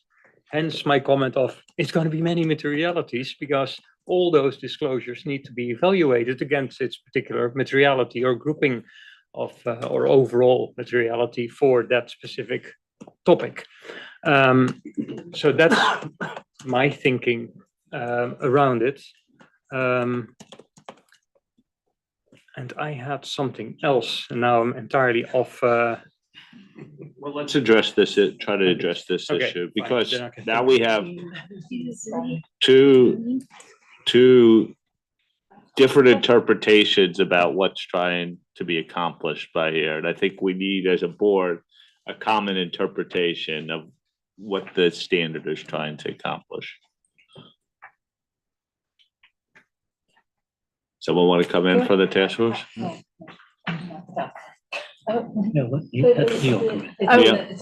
Sorry, I thought you wanted to jump in. Sorry, go ahead. Neil. I don't need to speak on behalf of the task force, but I can hear the two different angles here. First of all, I understand that we need to perform work where there's a risk of material misstatement, and only on the areas where there's a risk of material misstatement. And so to your point, you're going to be filtering out to work on the disclosures where there's a risk of material misstatement. Ada's point, how do you know what a material misstatement looks like if you haven't determined or considered materiality? So the question is, do you need to determine materiality for every disclosure before you can identify a risk of material misstatement? Or do you use your judgment around whether there's a risk of material misstatement to identify the disclosures for which you now need to determine materiality more specifically? Much easier in a financial statement audit when there's a single materiality calculated up front. Much easier in a narrow scope assurance engagement when you've agreed the 10 disclosures you're going to perform assurance over. So that for me is why I'm hearing two different messages, and it becomes circular as to what you're going to be doing first. Lily, were you coming in on this point? Yes, I was. And when Greg was describing his two-step, I was nodding. And then when Ada was talking about his one-step, I thought, yeah, that's kind of what I thought too. So I'm not sure if I'm one or two, whether that matters so much to me. To me, it was more that I'd always thought you needed to consider materiality for the disclosures. So that could mean you have multiple materialities in an engagement that's covering multiple disclosures. But then so then there's probably an evaluation at that level to say, is the disclosure materially misstated? But then you've probably got a second step, which is more, if I'm giving one conclusion on multiple disclosures, I need to also ensure that I don't have a material misstatement in that, in my conclusion, I can state whether the information is materially misstated. So and it struck me when I got to the documentation paragraph, because we kind of skip a step. We kind of go to the documentation, which to me reads more like an overall consideration around material misstatement, as opposed to potentially thinking about this intermediate step where you need to think about the disclosures and then think about the report overall. Does that make sense? That's where I was stumbling over the one step versus two. Yeah, I mean, that's true. You can just say one step, two step, doesn't matter. But what's coming through ultimately is that what we've done is just not clear enough. And we just need to go back. And it's one where I think generally what I'm hearing is people are happy with the steps I shouldn't have used those, the steps we've taken so far in addressing some of the comments in the standard. But potentially now we may have added some confusion in doing that, and we need to just clarify that process in terms of when you're thinking about materiality, when is materiality is applied, and then then you have to think about the next step, which is the misstatements and so forth. So I think that that's one that we do literally just have to take away and clarify within the standard. I don't think it's I'm not disputing either perspective at all. Everybody here is right. So it's just that we need to make it clear and make it clearer in the standard. Thank you.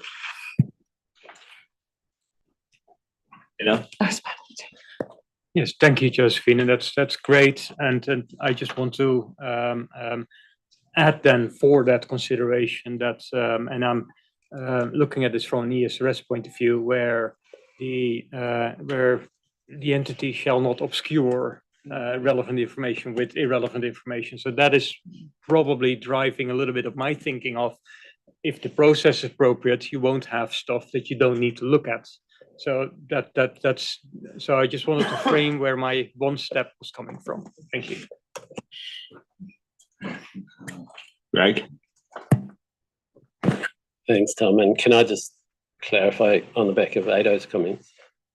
I think implicit, Ada, in what you said is once the entity has determined what it's going to report, in other words, what it thinks is material to the users, then the assurance practitioner takes that, doesn't further filter that in terms of work that is done within the assurance engagement, because the entity has determined what it's reporting. And if you think in a financial sense, that's not the case. What an entity does is they report, there's a reporting framework, they follow that, they report information, then the auditor filters. It's all within the assurance engagement. but the auditor filters what they're going to focus on and where the risks are. So I think there is it's more than, I think there's a fundamental point here to be teased through, because it feels like I think the practitioner's lens of materiality needs to be different to the preparer. Whereas I think implicit in what Ada is saying is the preparer has decided what it's reporting and what therefore is material, and the practitioner, materiality is already set. Whereas I don't think that's what we intended, but I could be misunderstanding this. Greg, I'm sorry, I thought I understood what you were saying. Now I'm really thoroughly confused. So apologies, it's me being really dim. So the principles still apply even when you're dealing with a sustainability framework. The practitioner's responsibility is to get an understanding of how everything is pulled together. This is obviously very simple terms, and these are very complex engagements, so don't take it the wrong way. And then from their understanding, they work out, including their understanding of the entity's process and what they have identified as being important material topics to report. That's part of their understanding. And they bundle it there and they work out where are the risks here? Where things might go wrong? Where will things go wrong or might go wrong in these disclosures? So that is part of their planning and performing the engagement. In there are materiality considerations. So that principle exists in this standard as it would do. And I don't think because we're in a sustainability engagement, that principle changes. But that's still there. And that's what we were trying to articulate. But obviously we need to go away and think about where we can make that clearer. But you've got to stick back to your principles always. I'm trying to work out this entity. I'm trying to work out what they're trying to report or they're supposed to report. I work out where that might go a bit wrong. I then go and do some work to determine if that has gone wrong or not, and then I evaluate where things have gone a little bit wrong, whether that is a misstatement or not, and what needs to be corrected. So at all these different points, there is a materiality lens, and that is the practitioner's materiality lens, notwithstanding that the concept of materiality is the same for a preparer and a practitioner, of course, but yes, they are applying that lens. So I think if you can stick to the principle of what it is that you're trying to achieve, and then what we need to think about is maybe articulating how that materiality piece fits into that. We don't do that in our auditing standards, by the way, but we can have a shot at making that a bit clearer in the standard. And I think that's what I'm trying to say. Maybe we've confused things slightly. Can I just respond to that? So taking what you're saying then, I mean, the rubber hits the road for me with 91, para 91 A and B. There are a range of disclosures the entities decided to report. Some are qualitative, some are quantitative. I think what you're saying, or what I'm hearing around the table, is that the assurance practitioner needs to set a threshold for misstatement for each of those disclosures. That's how you can read 91, because the practitioner is not also required to filter and hone in on the ones that they think the users are more interested in. I wonder if is it a geography issue where it's sitting in the standard, because materiality underpins everything that the practitioner does. So I'm just wondering, is it that, or is it the way we've articulated it? And Neil's going to come up with a light bulb moment for it. I don't think geography is going to resolve it because it needs to be resolved in Not a light bulb moment. No, it gets resolved in parallel. So you're probably playing between 91 and 94.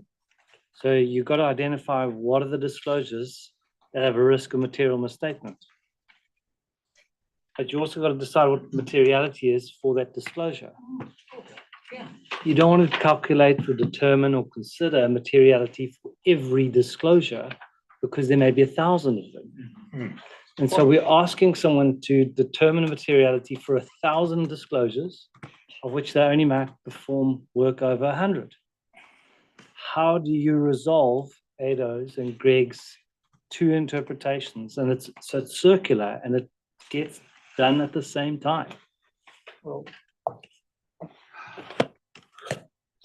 So if there's 1,000 disclosures, apparently somebody's determined that all those disclosures are material.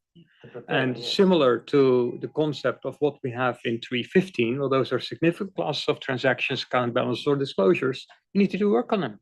And you need to have a threshold in the back of your mind in considering, well, can this go materially wrong or not? And if they're really not material disclosures, you need to think about the entity's process again. And if the process identified appropriately, there's something that you need to do. Never said this is easy. Yeah. It would be impractical to require the practitioner to perform work on every disclosure that the preparer has included in the report. The mere fact that it was determined to be material doesn't mean that it runs the risk of it being materially misstated. And you need to be able to respond to the areas that carry a risk of material misstatement. But you first need to determine a threshold for it before you can do your risk assessment procedures. And the running assumption is if the engagement thing or if the entity thinks it's material, cannot just say, well, we don't, because that tells you something about that process. Then you're back at square one. And without trying to resolve it, yeah, some of it's going to come down to aggregation, disaggregation of the information. And so it may be presented on a more disaggregated basis than which you need to go and calculate materiality. But determining materiality for every disclosure in the report would become impractical. You must be able to see where areas could be materially misstated without needing to go through all of that documentation. Yes, and a certain level of aggregation is not lost on me. So if we're talking about emissions, and there will be different aspects of emissions that you're reporting, and that you have a broader consideration around emissions versus child labor, for example, because those cannot be aggregated. But it is a bifurcation of all those materiality. And then yes, some disclosures can be aggregated for this purpose, but by and large, you will have a lot of different materialities, and that needs to be considered and determined. That's spot on. And I think there seems to be some kind of materiality is used in planning and performing the audit. It's not just considering at this point. We're not saying you go into the organization, they've made 1,000 disclosures and you say, I need to work out. It doesn't, that's not the way the standard works. You understand all that, as I said again, you understand the whole environment that you're operating in. You're using a materiality lens when you're doing that. You're understanding the process. You're understanding what they're reporting. Then you work out, you do your funneling. Where are the risks? And then you get to an audit scenario, your SCOTBs. And that's where you start focusing your work. That's not every single disclosure. But it will be those where you think there's a risk of material misstatement. And highly unlikely, but maybe there will be 1,000 of them. And then you have to think, right, so what does that mean for my work? Then I have to determine the performance materiality because you've got now disaggregation, you take on board aggregation risk. That one, or 91 is dealing with the whole concept of materiality, and it's all explaining the application material to support it. But so, Ada, when you're talking about one step and you're talking about two steps, there are many, many steps, and this is what we're trying to articulate through this process. And that's what the standard is trying to explain. It's just going back to your first principles, ultimately.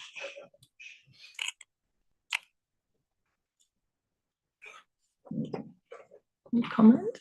Any more for any more, Julie? Okay, so going back to what Josephine said earlier is that the task force needs to consider how to make sure that this is pretty clear.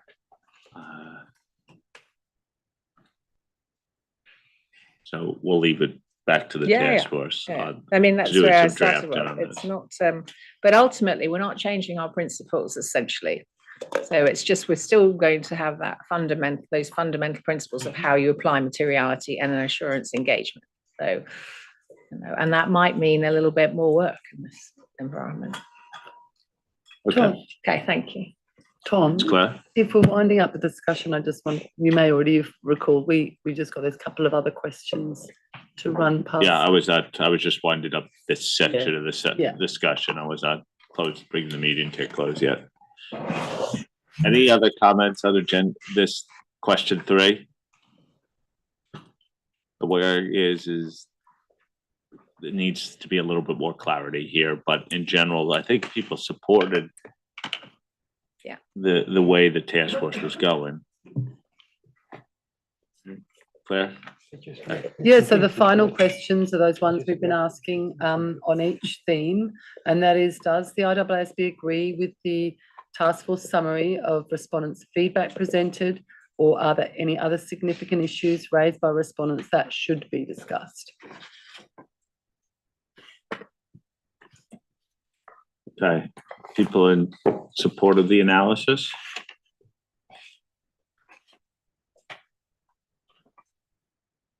Okay, anything else on agenda item 3D?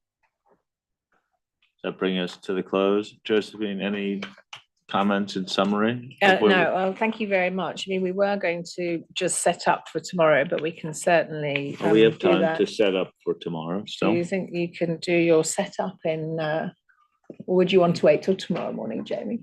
Okay. Tomorrow, yeah, everyone might Okay. be a little bit exhausted by the materiality conversation. So, yeah, so thank you very much for your comments. Really good, supportive direction as well. So thank you. They're materially exhausted. Materially exhausted. Okay, let's, before we wrap up today, any comments, Billy, from you? Okay. Okay, has everyone reviewed the minutes from the last meeting? And this really is for board members who are at the last meeting that are still in the room. Are we ready to approve the minutes? Anyone object to the approval of the minutes? Okay, the minutes from the December meeting are approved as revised. Janine, any reflections of the close of business today? Yes, thank you, Tom. Yeah, maybe some comments based on the discussions we had on the sustainability standard. Well, good discussions and a lot of comments. Also, not always that easy to follow, so technical, but I did my best. And a few things. I like to say something about the definitions. Clear definitions that these are important for driving understanding, particularly for non-professional accountants, with the aim to drive consistency in the practitioner's behaviors when doing the assurance work. And having said that, and it was also discussed today, therefore, continued coordination with IAASB on definitions is key to avoid confusion and inconsistency in the market. So that's where we are looking forward to towards the next meeting.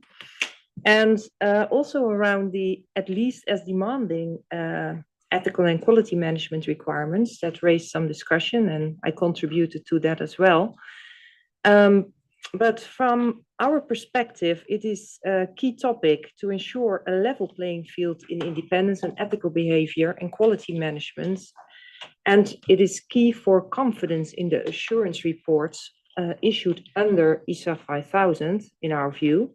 And from that perspective, we are looking forward to the task force proposal regarding the option C that was discussed, when a practitioner makes their own determination, together with the transparency in the auditor report and any further guidance. And to avoid fragmentation and potential market confusion in respect of the ethics and independence and quality management standards complied with and referred to in the assurance report, a robust level of oversight in the ecosystem, including legislators, standard setters, but also those charged with governance and regulators, is actually required to ensure that those providing sustainability assurance also on a voluntary basis, actually meet and comply with at least as demanding ethics and quality management requirements. So I hope that there will also be, wherever the board will land on this, that there is also sufficient guidance for those in the ecosystem, that they understand this and that they also know when it comes to the initial implementation, take their role on this issue. And also here, of course, the coordination with IAASB is very important. So thank you. Thank you. Okay, so we're going to bring today's session to a close. A couple of administrative matters. We're guests in this boardroom, so I could ask everyone, please clean up after yourselves. So really clean desk policy in front of you. So if you have cans, cups, please bring them to the trash bin. And really, I think we should, basically, the only thing that we should leave at our desk are the name tags, right? So that goes for everyone in the room. Please do that. New board members, and I think it includes TAs, right? New board members, TAs, new staff. New staff. As I said, we're going to do photos afterwards. We're asking you to head to our office